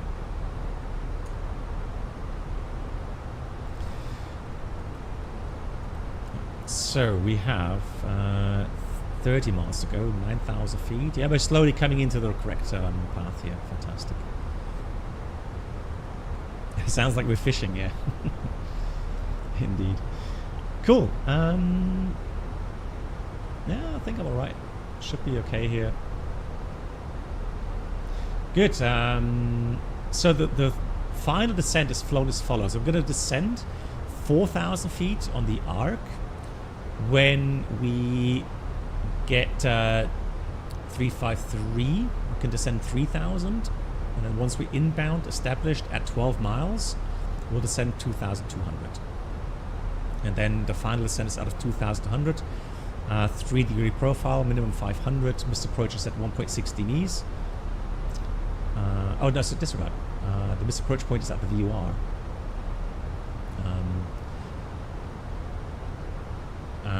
Missed approach goes climb heading 170 to 1500, and within 5 miles, turn right back to the VUR, climb 4000, and then we'll shoot the second approach with the standard VUR approach. That looks okay to me now. Good. Then let's read a quick approach checklist. Barrow ref to go. Seatbelts. Let's do the items here. Seatbelts on. Minimum is Barrow 500. Auto brake medium. Engine mode selector is normal. And that's the approach checklist except the Barrow ref completed. So heading still looks good, yeah. Looking alright to be on track. Inbound currently. Now we're coming about 37 minus 17. That's 20 miles to the turn point. 6,000 feet. Yeah, we're coming in right nicely into the path. Speed brakes back in. Happy with that. Gonna start slowing down to 50 below 10,000. Okay, 267 still good on the track here. Inbound. 20 miles to go to the turn point. Yeah, fishing for instrument heading here. Good. Ladies and gentlemen, we will shortly be landing. Please ensure your cabin bag is safely stowed with your laptop inside. Your tray table must be stowed, armrests down and window blinds open.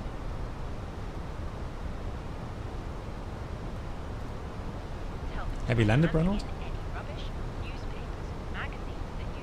No, Not yet? Okay. not the weather is bad. Yeah. Thank you. Okay. Well, it's a challenge. But I can see the runway at minimum, no. Okay. Yeah, scatter 1300 should be okay. Let's get an update. That's insane. Okay, good. 32 miles from the station. So again, 17 miles. We'll start the turn, try to catch that 15 dm arc, and see how it goes from there.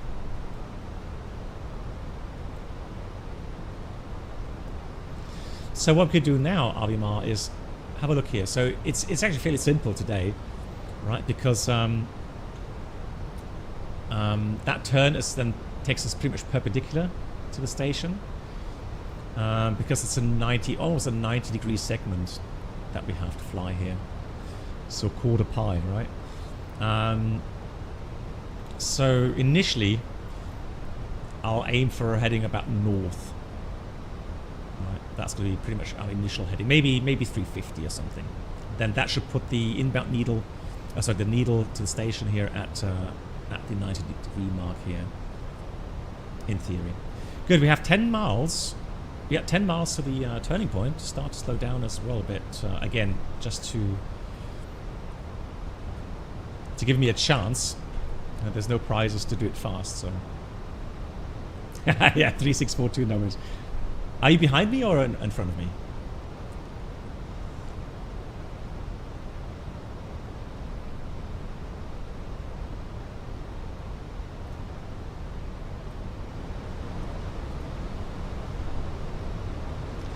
Alright, we have 8 miles to the turn point. 8 miles. Now, what I will do is I am going to set myself here on this side. That crossing radial 358. Why? Because, oops, 358. Because, right, that's going to give me a nice indication when to turn to final.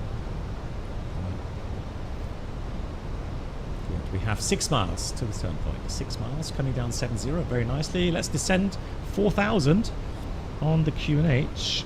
Cabin crew must now be seated for landing. Thank 1008. There it is. Hi, Captain. The cabin is now secure for landing. Thank you. See you on the round. There we are. Look at that. Now, I'm gonna. Is there a way to turn off the aircraft position here? Because then I'll get that away. There we go. So altimeter is now set. Approach check is completed. So 19 miles. Okay, so we're now coming up close to that. 19 miles through airspeed 250, so 2.5 miles. So actually we're going to turn a little bit earlier maybe even than that. So 17.5 miles. Okay, so here we go, 17.5. Now I'm going to start turning. So let's put heading back to about 350. Let's see where we end up. 350. I'm going to use a bit of speed brake still. Because I feel that we are a bit hard now. Okay, so 350. Let's see where that puts us there on the needle. Now we're 16 miles from the field, 16 miles.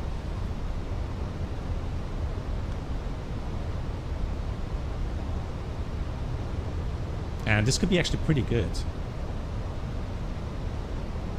See how that needle continues to turn? Alright, so 50, that's going to be pretty good. Now I'm still a bit outside, so I'm going to stop the turn right here. So I'm going to keep that needle above the 90-degree mark to close in, okay?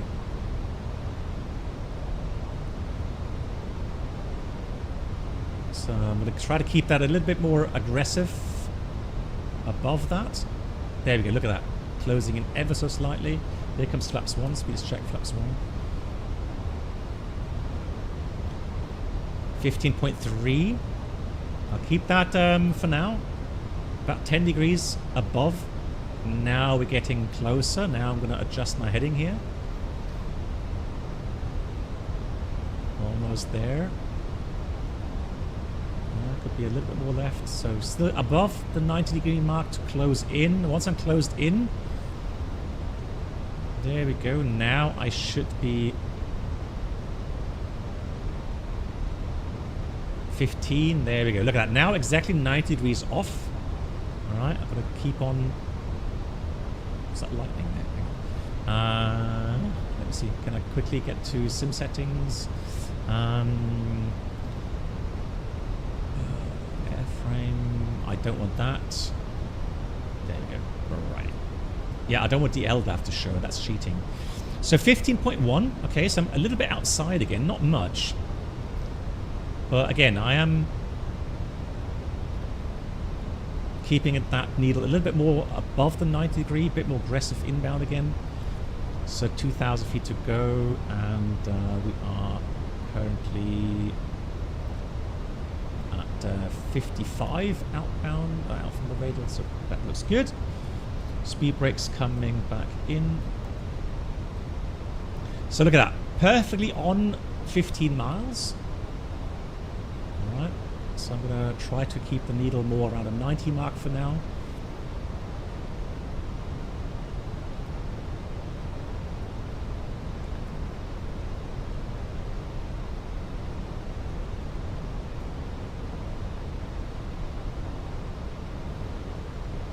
Coming down 4,000 feet very nicely.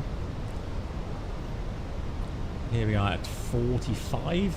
Almost. So now the needle's below the 90 mark. You see now I'm getting away from the field. You see now I have to be a bit more aggressive again on the heading correction. All right, closing in. Now it would be opposite if the station was to the right of me and I'm doing a right-hand arc.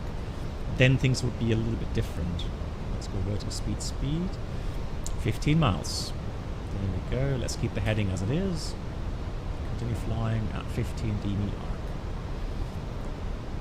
Remember to do the inbound turn at 358. It was it 358? Hang on. 358 it is, yeah. 358. Perfect. 358. 15 miles. Needle at 90 degrees. Correcting again a little bit. 10 degrees.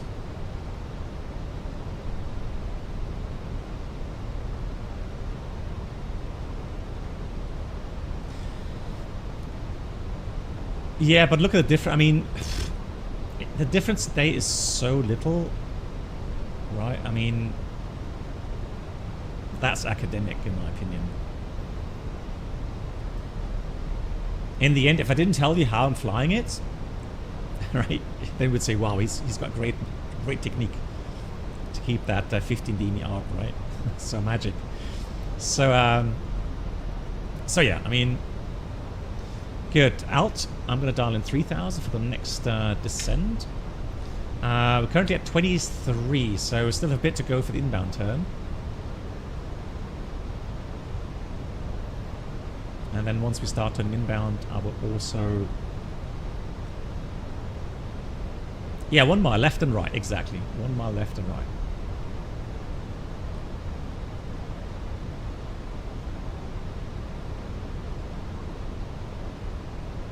Yeah, exactly. Maybe sometimes you don't have a track indication, right?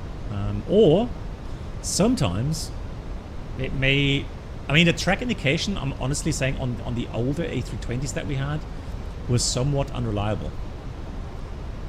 Yeah, so it's a 2 mile corridor, 1 mile left and 1 mile right, if I remember correctly. Yeah. Right. So I'm steady at 15.1. Going to be a bit more aggressive again. Keeping the needle a bit more above the 90 here to correct that. Right, coming up 10 degrees, so we're about 13 degrees, 12 degrees to the turn. So here comes flaps 2, speed is check flaps 2. I'm going to start slowing down a bit more. Here's flaps 2. Still 15.1. 15 miles again, fantastic. Oops, careful, not too much. That's a bit too aggressive here. 15 miles still. 5 degrees. Now you see that line coming in very shortly here. So the inbound is 350.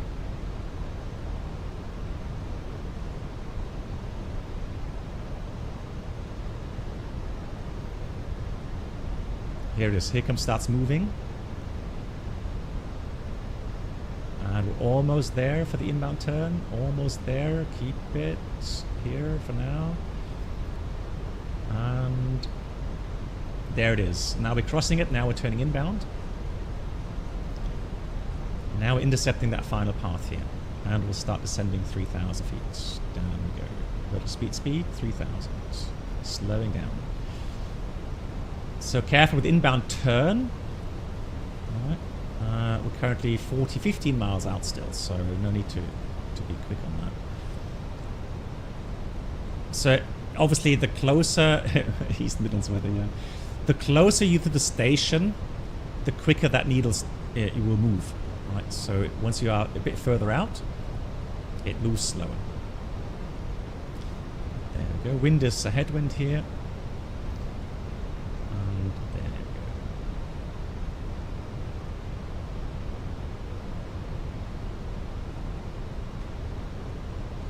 go. Cool.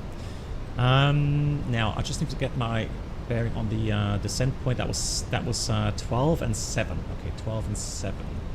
12 and 7. Well, we're almost. Now that's how pros. Yeah, exactly. We're almost at 12 now, so yeah, I'll dial in 2.2 now. 2,100 down we go. Keep a 3-degree profile. About 800 feet per minute. Maybe a bit more, 1,000. So here comes. I'll leave that for now. Good. So we established on the inbound, and again, it's going to be a bit offset. Okay, so I'll say heads down. And now we just try to stay on the radial here. And again, it's going to be a bit offset, like 3 degrees.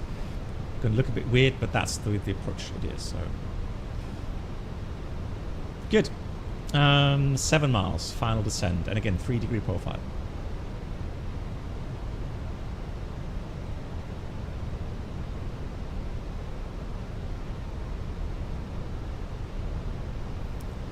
Here comes gear down.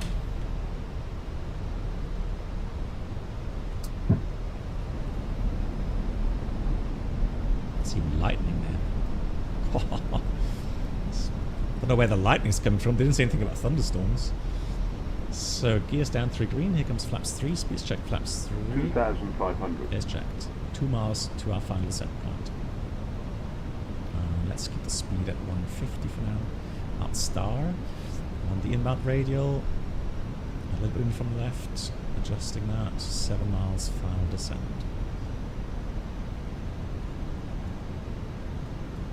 155 times 5, about 750 feet per minute rate of descent. 1 mile to go. That narrow runway looks scary, I can tell you. Yeah, prone to give you hard landings.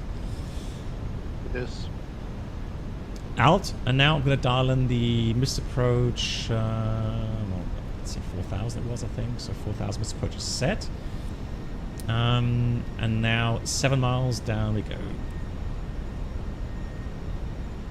Flaps full, speed is checked, flaps full, speed managed. Spoilers on the path. Good. We'll wait for the landing checklist. And again, so I'll fly this until 600 feet, and then we'll look outside, okay? Landing checklist, equipment landing no boom. Still on that inbound radial. We should be, hang on, at, oh, there's no crossing distances, so we only have like, well, then we can say 5 miles, yeah, pretty much at the threshold. So 5 miles, 1,500 looks good to me. We'll keep it that way. The lightning, blimey. Right, getting a little bit to the right of the radial, let's correct that. Monitor the wind. Careful. We're getting close to the station now, so careful with the deviations and careful with the corrections. The needle does move faster now. 4 miles, 1,200, looking good. Happy with that. Let's keep it like that for now.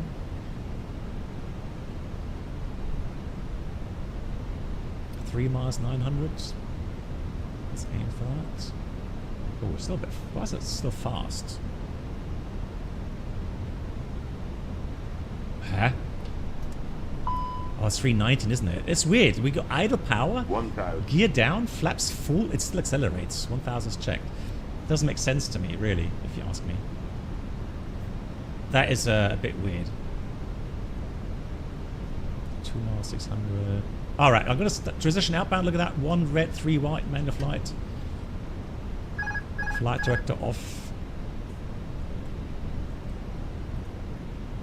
Third on for now. Yeah, on path. Oops. Okay, the sync rate. 100 above.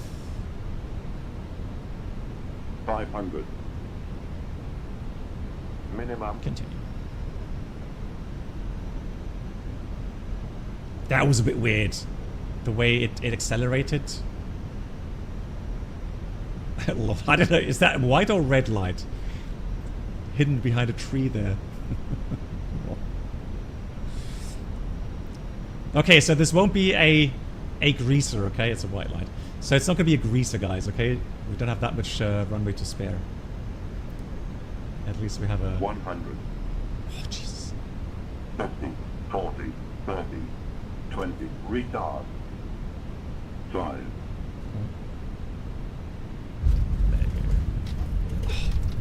Oh my god. Retard. That reverse thrust is killing me. Right, manual brakes. It always does the same for me.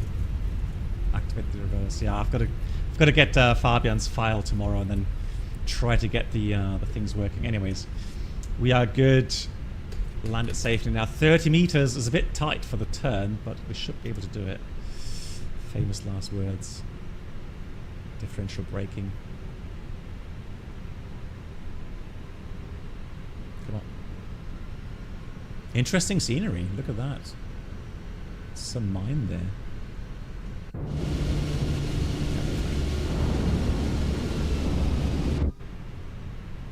That's good.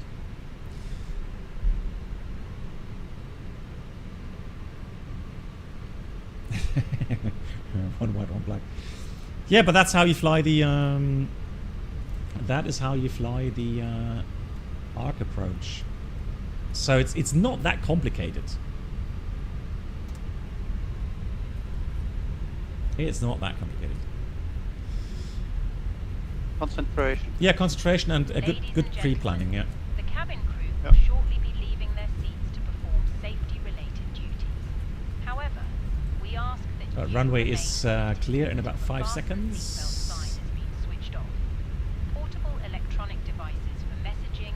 Takeoff, I have a little problem here. I'm about to prepare my takeoff, and normally everything in the FMA is managed. Mhm. But right now, the altitude is not managed, and I have a minus 800 feet in there, and I can't change it. How can I get this back So you're on the ground, right? on the ground? Okay, so switch both flight directors off and back on again.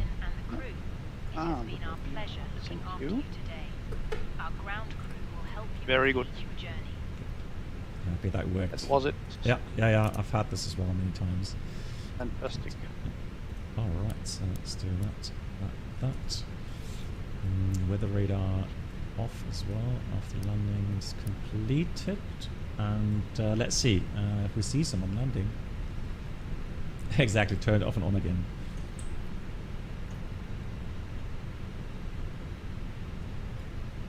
In the end, the aircraft is just a computer, right?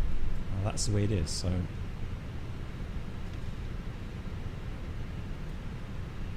Almost landing, okay.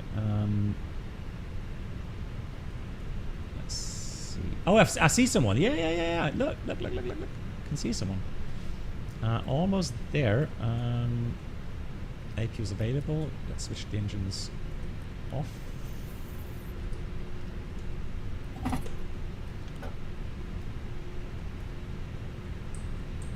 All right, just in time. Let's go. Cabin crew disarmed. Do you also have hot brakes? Yeah, definitely.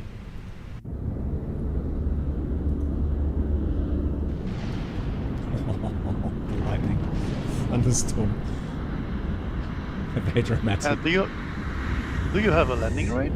Yeah, give you a second. So here's landing. Oh, He may have he's got different scenery than me, so that's why. But yeah, good landing. So he landed safely. GG's, well done. Welcome.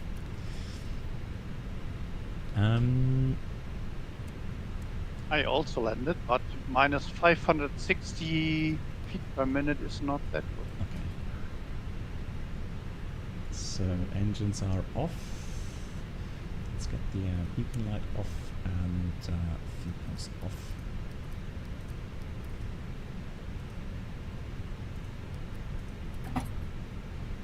Good.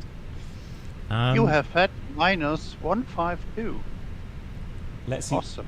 Let's see what it says here. Yeah, minus 152 as well. That's what the app says here as well. So yeah, not too bad. That's fantastic. Yeah, happy with that as well. Upload that. And our landing in Palma was minus 299. I fled a bit high there, I think, so that's why. Good, so we've got remaining fuel, 7 tons. That's plenty to get to the next airport. So passengers remain on board. They don't have even a chance. Some are getting off, black box. Are they? Yeah. For me, I'm continuing with 60 passengers. Okay. The rest was getting off. I'm not opening the doors. They're unlucky they have to come with me now. Alright, let's have a look. So next flight, 22 minutes. That's going to be a very short hop. Shall we do this manual flight all the time? Yeah, let's do that. So let's generate that.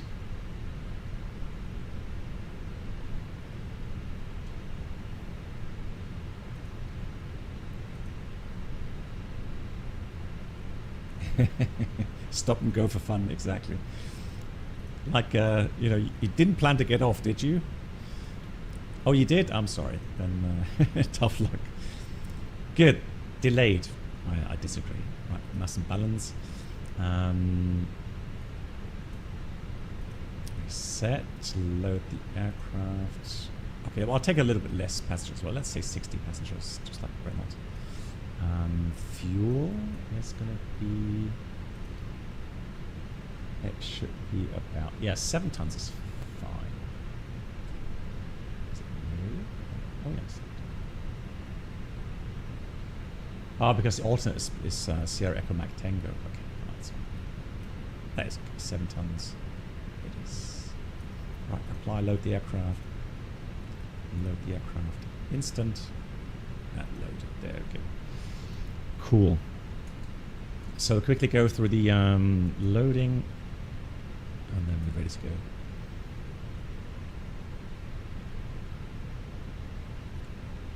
Do I have to consider something regarding engine cooling before starting again in such a short break?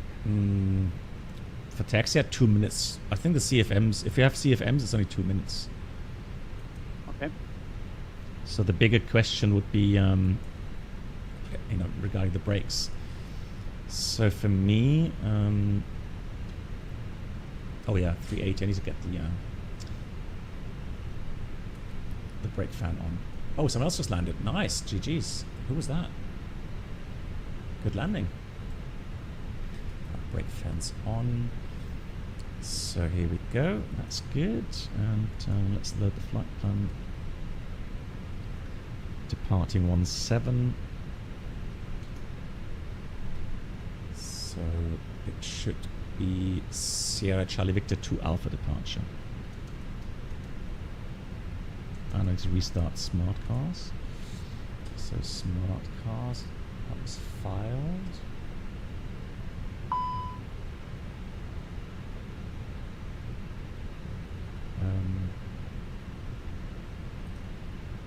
There we go. And then one engine up tours. Tour center, my tours. Beautiful Ecuador. And that's it, last flight. Fly the leg. Hello, hello.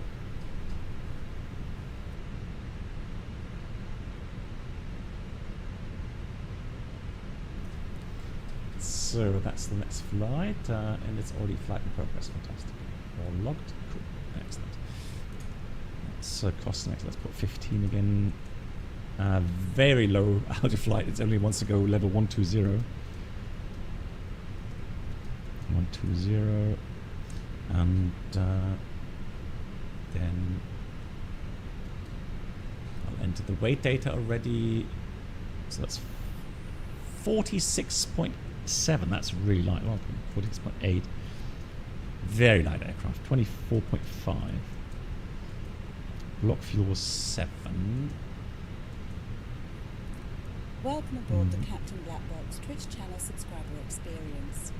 Could new subscribers please make your way to the first class cabin? Data, although it doesn't really much change today in that short flight. Premium flight entertainment will be served. Thank you. 105. Oh, you're right. I don't have brake fans. I've seen more seasons. Lol, I've got them on my hardware. Because my hardware shows brakes hot with the brake fan on. Lol. Vikris, hello. 105 months, Vikris. Vikits, how are you doing? Nice, and thanks so much for the 105. Greetings to you. Where's my airframe? Brake fans. now they're on. Yeah, good point.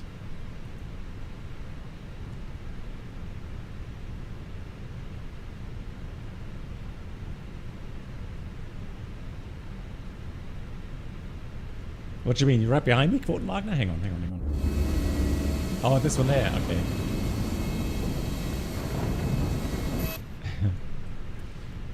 Good. Right, let's do quickly 17 departure. So departure 17 to Alpha departure. Insert. Then it's gonna be after that to, let's see,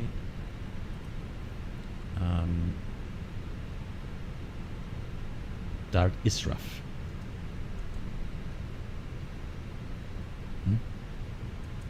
Hang on. Right, which approach are we flying in Sierra Echo Golf. To the Arnav Yankee, Okay. because maybe it's more scenic. Mm-hmm. But I don't know if you can see anything in this weather. Okay, so 1-4. Oh, that's a very beautiful approach, yeah. Nice. Cool. Yeah, Arnav approach it is. The weather there is going to be as follows. Yeah, 160 at 6. So yeah, it's going to be 1-4. So you have the Arnav Yankee approach via Golf Sierra 105. Insert.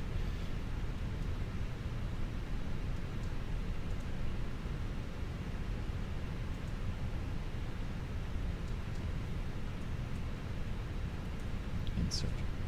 Cool. Flight is on.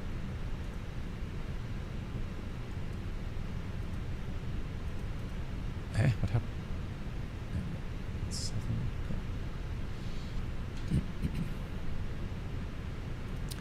Performance for departure.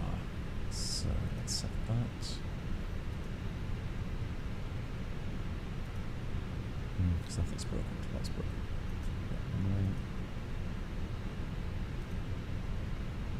Oh, let me do that again. Resend, send to MCDU. Okay. And then we have take performance.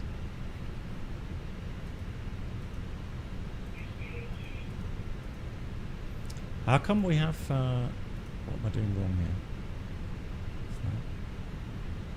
Why is it doesn't have any weight data?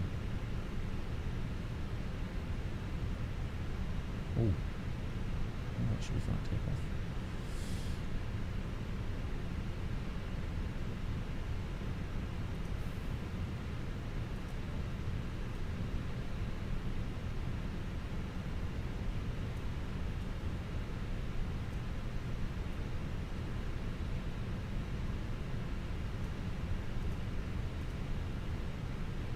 What does it say? Instant?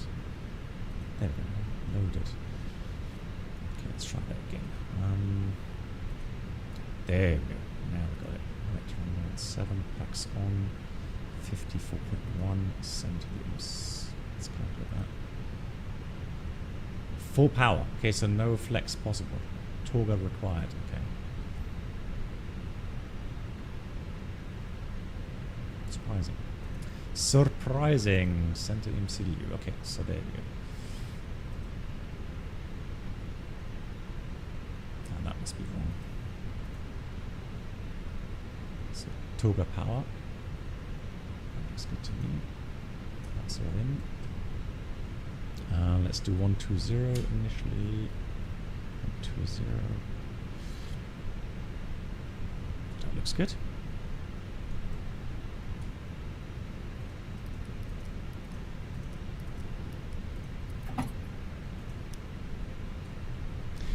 Anyone know how to get G6 handler?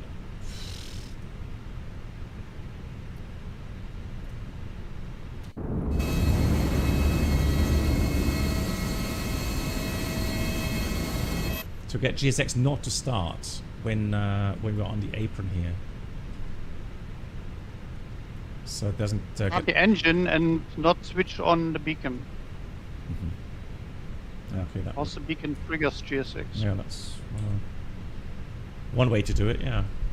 Right before that's the cockpit probation keepers covers remove the quantity 7,000 kilograms and balanced seatbelts on ADIR's NAF. Barber F1008 set 3 times. Cockpit preparation check is complete. Before start, park brake is set. Take a speed flex, so 114, 119, 126 Toga. Windows doors closed, beacon is on before start check is completed. Engine start. Starting engine 1. Cabin crew, arm doors and cross check. Good night, Black Box. Avimar, thank you so much. Okay, Avimar, thank you so much. Thanks for watching. Thanks for supporting, Avimar, as always. See you soon. Ladies and gentlemen, please observe the cabin crew member closest to you as we are about to demonstrate the safety features aboard our Airbus A320. Thank you. So straight out 5 miles, 1,000 feet. Yeah, 5,000. Ladies and Turn gentlemen, right. welcome aboard Back our to the Airbus VOR and then we go on. A320. Okay, that's fine. Please Starting pay engine 2. attention to illuminated signs and crew instructions, including the following safety procedures. The safety card found in your seat pocket contains important information about exit routes, oxygen masks, life jackets, and the brace position, which you must adopt. Brace, brace. There are The brake's hot in emergency air. exits That's not good, at isn't it? What did it say with the checklist? Leave gear out or something, or? Yeah, if I'm below 250, gear down for cooling. Yep. I feel it. Just be careful raising the gear. Max speed to 20 for raising the gear. That's very important. Oh, really? Yeah. Okay. Enzo, hello to I you. think I leave it down for this short flight. Are you sure? Okay. And we are for aviation alone. Good. So let's do the after start flows here. Flaps 1. Light controls. So we have full up, full down, neutral for left, for right, neutral for left, for right, neutral. After start checklist, anti-ice off, you can status check, pitch trim, up 1.4, rudder trim,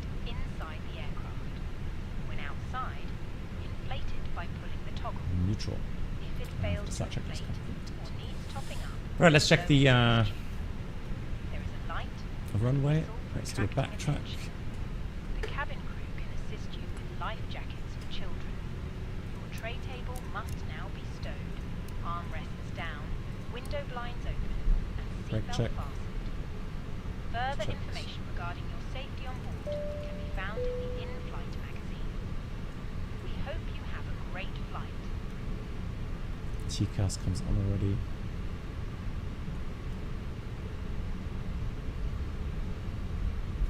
Are you doing another VOR approach? Nice, well done. Yeah, I'm doing the Arnav approach. Just want to see how beautiful it is.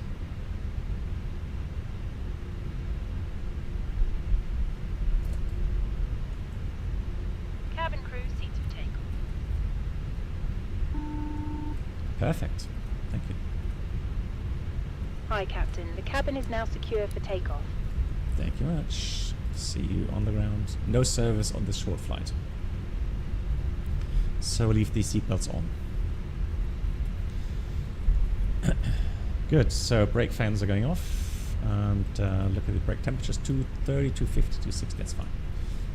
That is good. 2 minutes. We do have engine room up. Good. All brake max. Takeoff config test. Perform. And then we go with the taxi checklist. Flight controls checked. Flap setting 1 plus F. Radar PWS is on and auto. Engine mode selector normal. And incoming will take off no blue. We have the taxi checklist completed. Nice. Oh yeah, one thing I can set up this time. Brakes hot. What? Oh. Delay takeoff for cooling. Let's do it quickly. So let's do this one.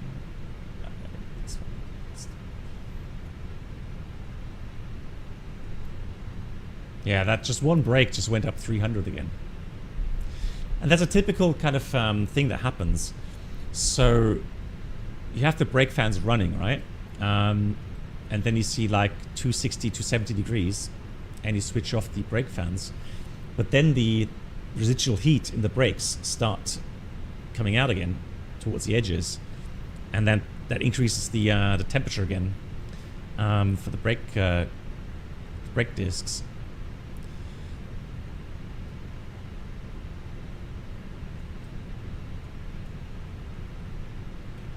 So takeoff checklist completed again. So non-standard, what we'll do, we're going to leave the gear out.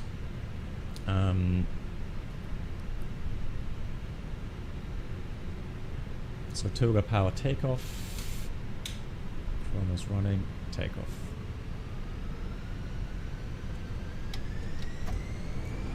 Mantoga SRS. Autofrost disregard, brakes hot. We'll leave the gear out for cooling. Terrain is no issue. Thrust is set. 100 knots. 1. Rotate. Buzz rate, non-standard gear remains out according to the checklist. NAF. So if performance permits, max speed to 50, landing gear down for cool. And then it says for landing gear retraction, max speed to 20. So let's see how quickly they cool down in the airstream here.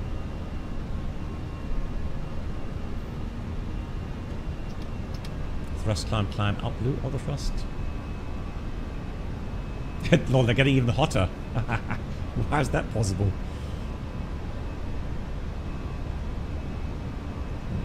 Let's see the speed at 220 or something, or 200 for the climb. Right, flap 0, speed check, flap 0. Are they on fire or something? That's something. How can they, like, how can they increase in temperature with that kind of cooling airflow? I mean, that airflow is much more effective than the brake fan. Ay. Oh, the weather. Cells to the left of us.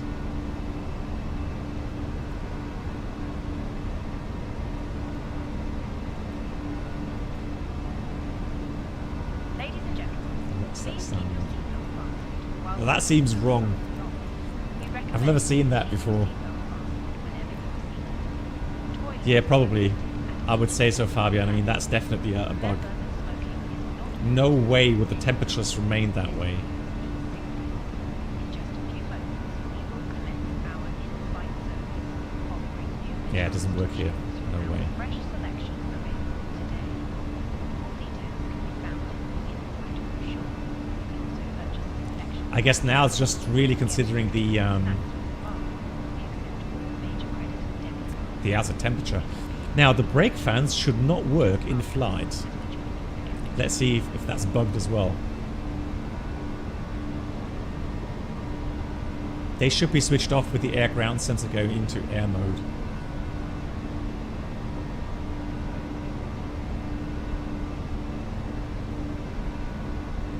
Yeah, I mean, like, it looks like the brake fans are working. Yeah, yeah, definitely. Lol.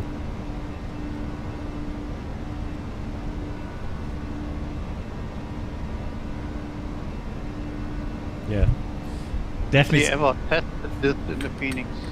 Yeah, no, I've never done it before. No.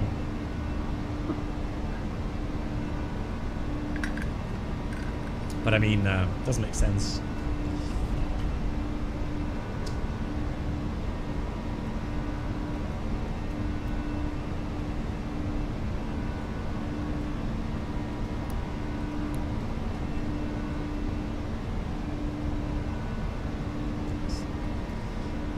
Breaking out of the clouds here. Let's do some cloud surfing speed.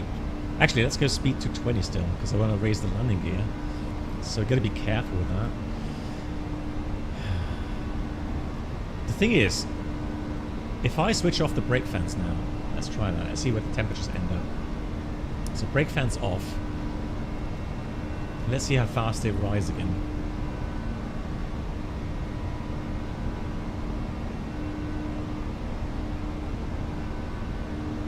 No, it seems to be steady now. Okay, let's get gear up.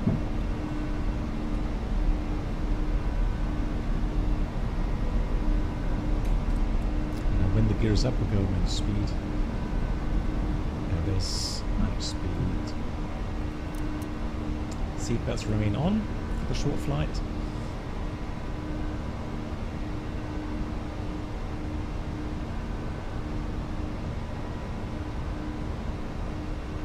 Okay, Quotenagner, have a good landing, yeah. Bigger cell in front of us here. About 20 miles. With this one here. Okay. Very short flight, so let's already get the weather.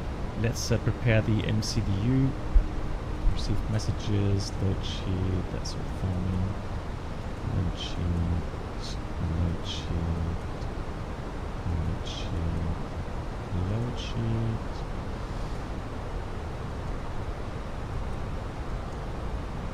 Good performance. Right. So dismiss that. So let's go to landing. Actually, let's get the rate out quickly. Flights.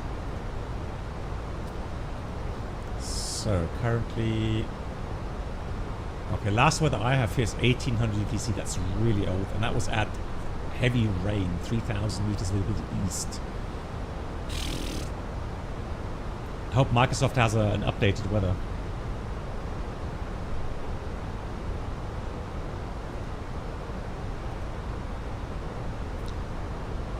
Well, this time we have 2,400 meters available. I'll go again with flat full landing weight is about 53.5, so we're not that heavy this time. Flat full medium order weight, yeah, that's fine. That's good. Leave that.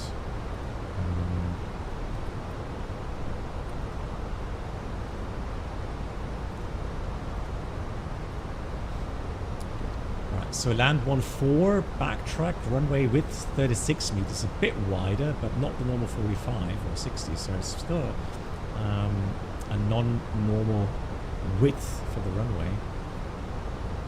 But at least we have, well, 2,100 distance, and then the RP approach via Gulf Sierra 105. Yep. So we'll fly that accordingly. Well, here we've got 80, and then we'll descend according to the path. And the initial fix is at Gulf Sierra 264, 3,500. Fly the arc down to 1490, and then we have 4 miles, 2.9 degrees. Although, I mean, 1,300, 4 miles? Yeah, should work. And then, okay, so Missed Approach. Good night. Going to climb 3,000 according to the arm of Missed Approach. Rabonius, thank you much. Yeah, I'll get in contact with you soon, hopefully, for the shared flight. I have a lot more time, April and beginning of May, so...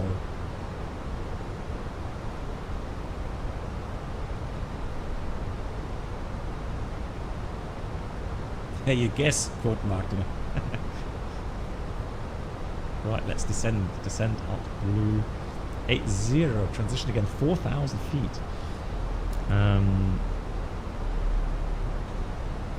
So let's enter the data here.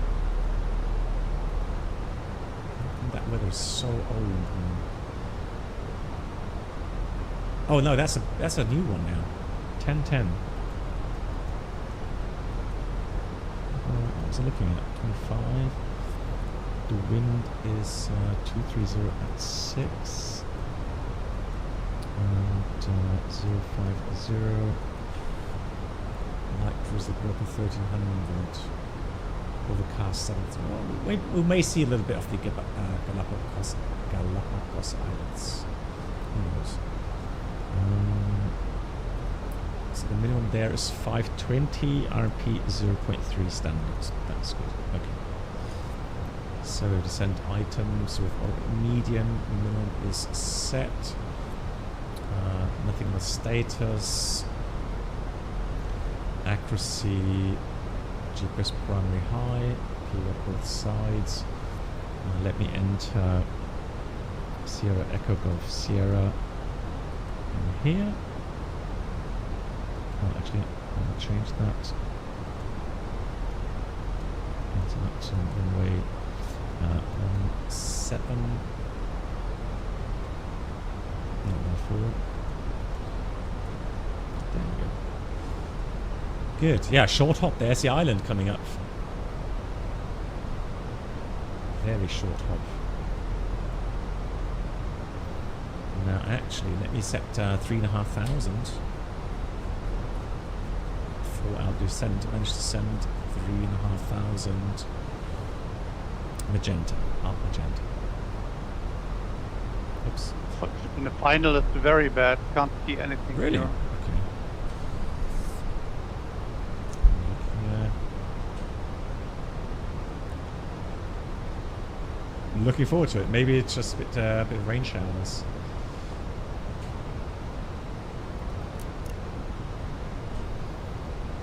That's on. Seatbelts are on.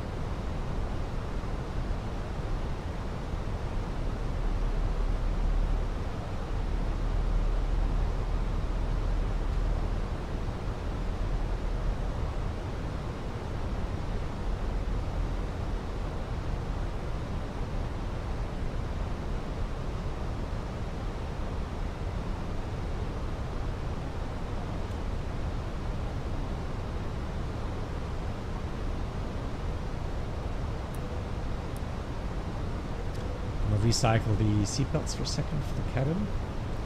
The landing lights on. There's some stronger showers here. A bit more to the north. Yeah, let's slow down. Let's get some speed brakes on. This 319 is really, well, really slippery.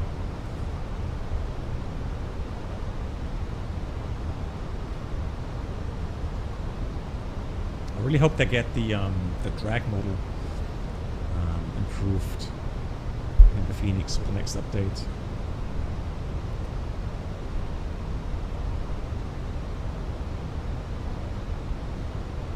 Yep, exactly. Ladies and gentlemen, we will shortly be landing. Please ensure your cabin bag is safely stowed with your laptop.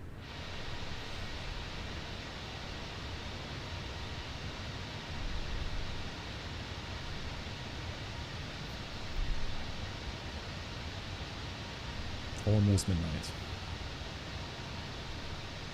It's a long stream today again. Okay, I'm gonna put flaps 1, speed check flaps 1.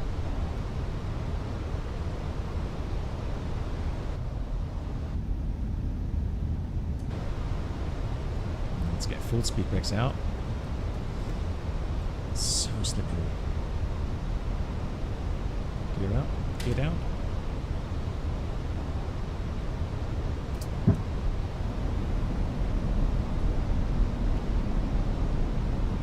Can't see anything from up here. Too cloudy.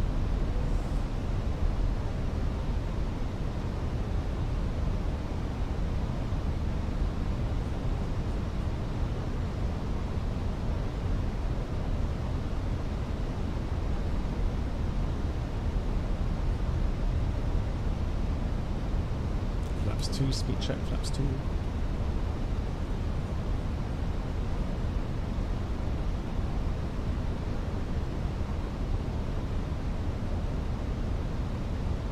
VNAV could be improved as well.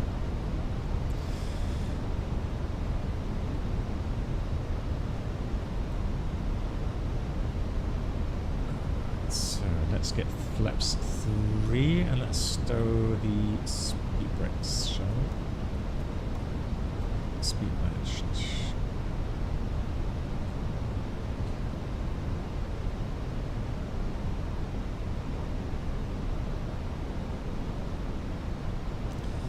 Go with flaps full again, just to get some drag out because it's really having a hard time to slow down. And we'll dial in 1500. So descent up magenta.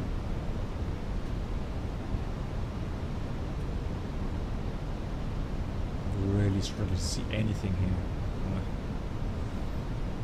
Shame the weather's so bad today. So, 10:10.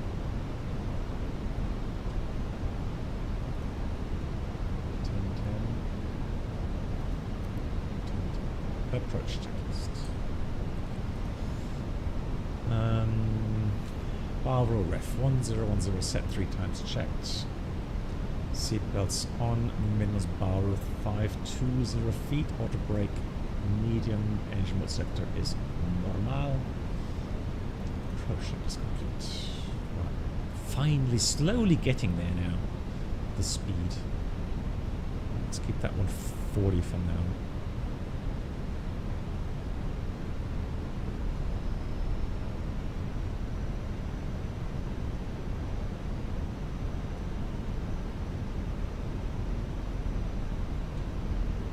Good. That's a turn final here. A little volcano below us. Look at that.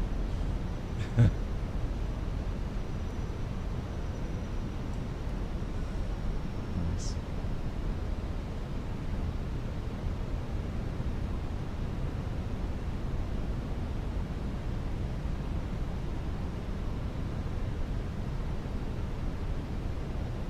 Descent Al Blue 1500. Cabin crew must now be seated for landing. Thank you. Thank you. Hi, Captain. The cabin is now secure for landing. Thank you.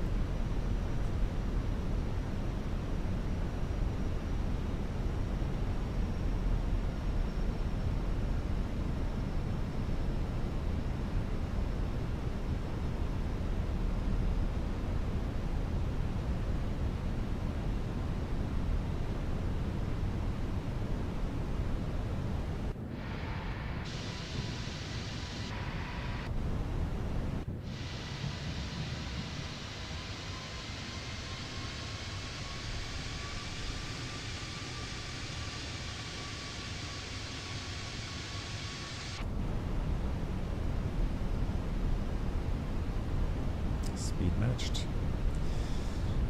Wow, terrible weather today. Can you see some? We've got to come here again where the weather is better. Really tough.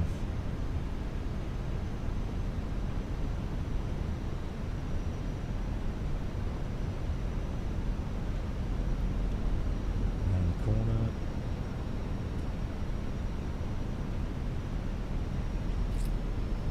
Will be interesting to see at what altitude we're going to have. Where's my side? Where's my 2,500.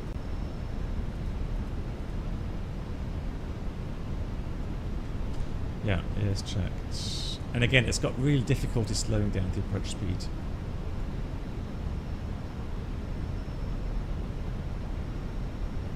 Oh, guess so. Oh, hang on. Why is that not? Huh? Flaps 3. Speed check. Flaps 4. Did it reset the? I'm getting tired because I have a flap full on my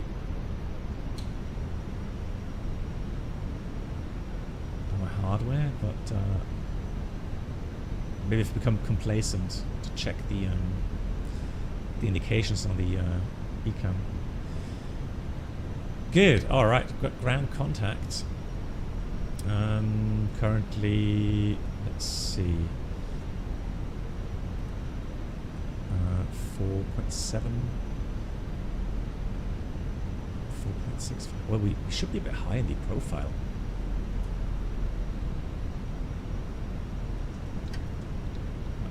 Got the parkies inside. Let's get the flight correctors off board on.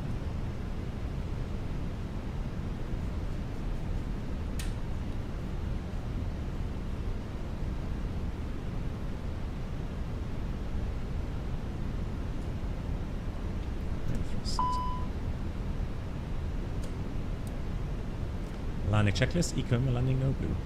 I was just wondering, because I'm now 3 miles. I should be 900 feet.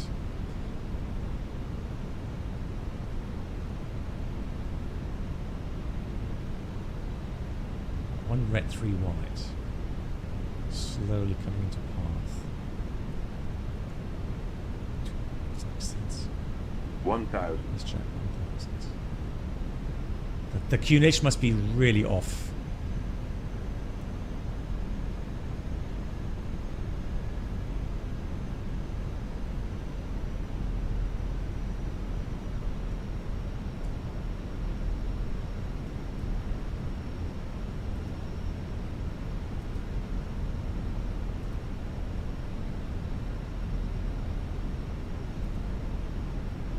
.10. It says the weather says 10:10. I don't know. 100 That above. didn't seem right to me. Oh, anyways. Let's concentrate on the landing. Minimum. Continue. Okay, so here the weather says 1007. That seems more appropriate, to be honest. No, that's SEST. I mean, Sierra Echo Golf Sierra. That's where we are.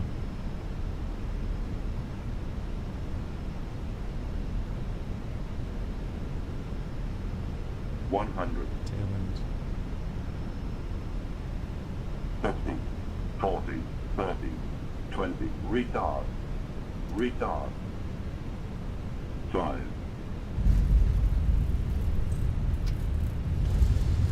Spoilers. Reverse a green decel.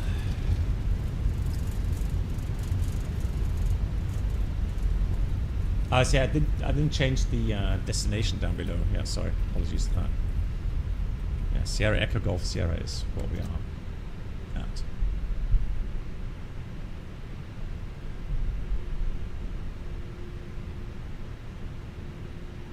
.10.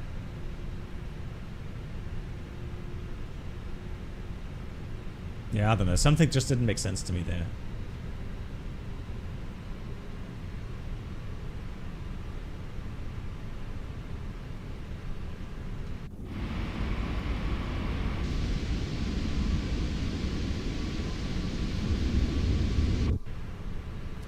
Let's do a quick backtrack. Flaps coming up.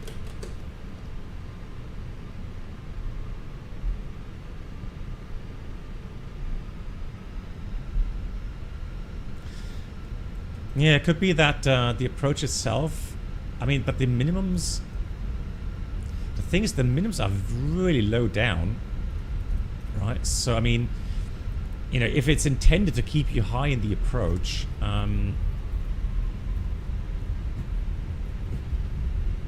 because then at the end you would have to really correct, which makes you unstable when you approach. Yeah, that's strange. It's a strange approach, I have to say. Reynolds, how was your landing?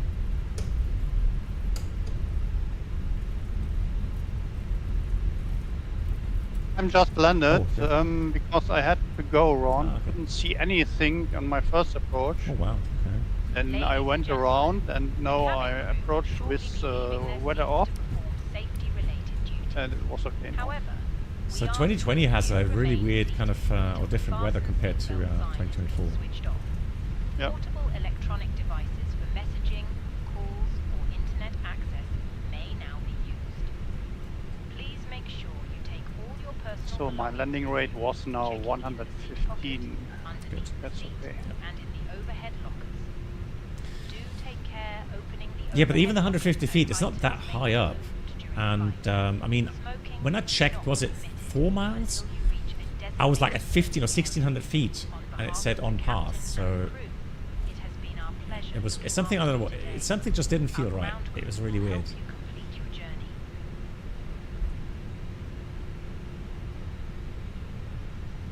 But anyways, I mean, we got down safely. All good. And landing rate for me was 121.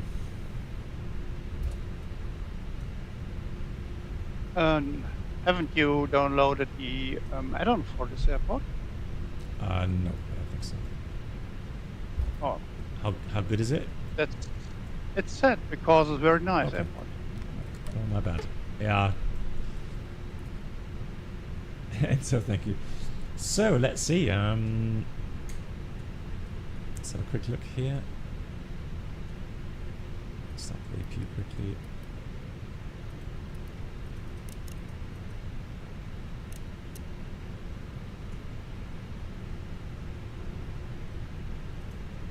yeah, you're right. Hang on. Is it B? No, B's not it. Hang on, B's FSLabs. What's mine? Yeah, I think I changed the keyboard bind for that. So keyboard, is it bar row or altimeter? No, bar row, altimeter.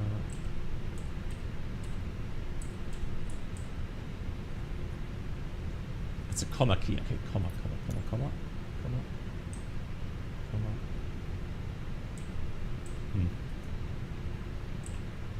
So I'll reset that just in case. Comma key. Nope, it's 1010. I'm confused. I don't know. Maybe I was just calculated it wrong, but it looked a bit weird. Strange. Good. Thank you so much, Reynolds. That's now the Ecuador tour finished as well. Incredible. You're welcome. Maybe you can look what kind of award you got. Yes. Just switch off the engines. Beacon off. Sit.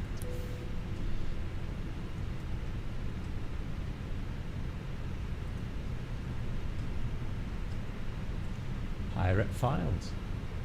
Let's see. So, dispatch. So, let's have a look at my crew center. That's at the awards. So, let's see. So, we have 250, lots of it. So, that's Norway, Alps Tour, Colombia, Ecuador, nice. Yeah, Galapagos. What's this animal called? Yeah. Galapagos, the famous Galapagos Island. Maybe you have heard about it. Yeah, I've heard about it. Cool. What kind of creature is that? Say, I don't know the English word of it. A leguan. Leguan.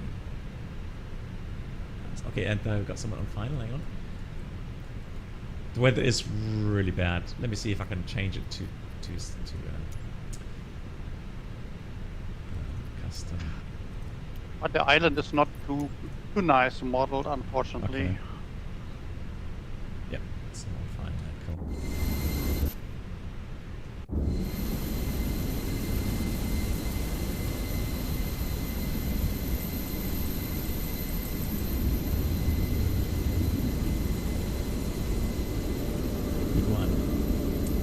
Iguana, thank you, Fabian.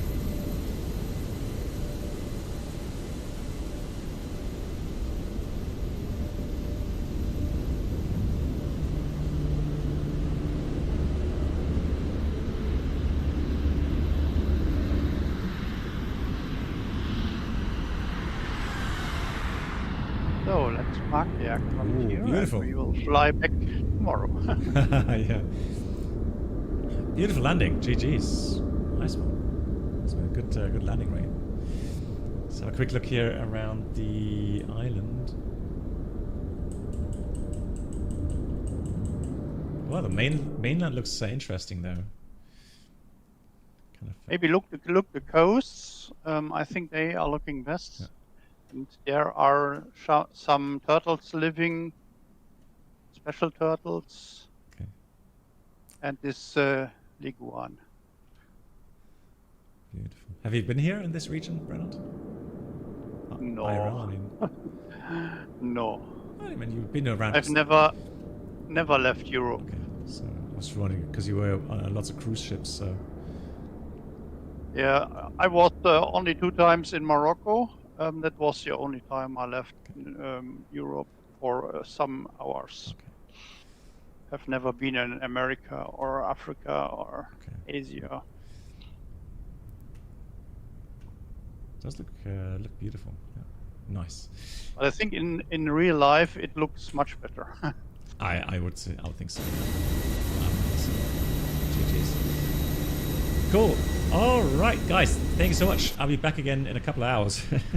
So we are back. Yeah, Saturday, 1600 UTC. shared flight with MAN. Looking forward to it in the FENIX. Who knows? Maybe with some interesting scenarios. We'll see. Cool. Guys, thank you so much once again. Thanks for the amazing support. As always, my moderators, thank you so much for your help. And Hunter, thanks for the gifted sub. And thanks for all the resubscriptions that came in again. Thank you so much. GG's. And yeah, have a nice weekend, everyone. And if you like, come back tomorrow, 1600 UTC. Thank you so much, everyone. Take care. Good night. Here is the outro.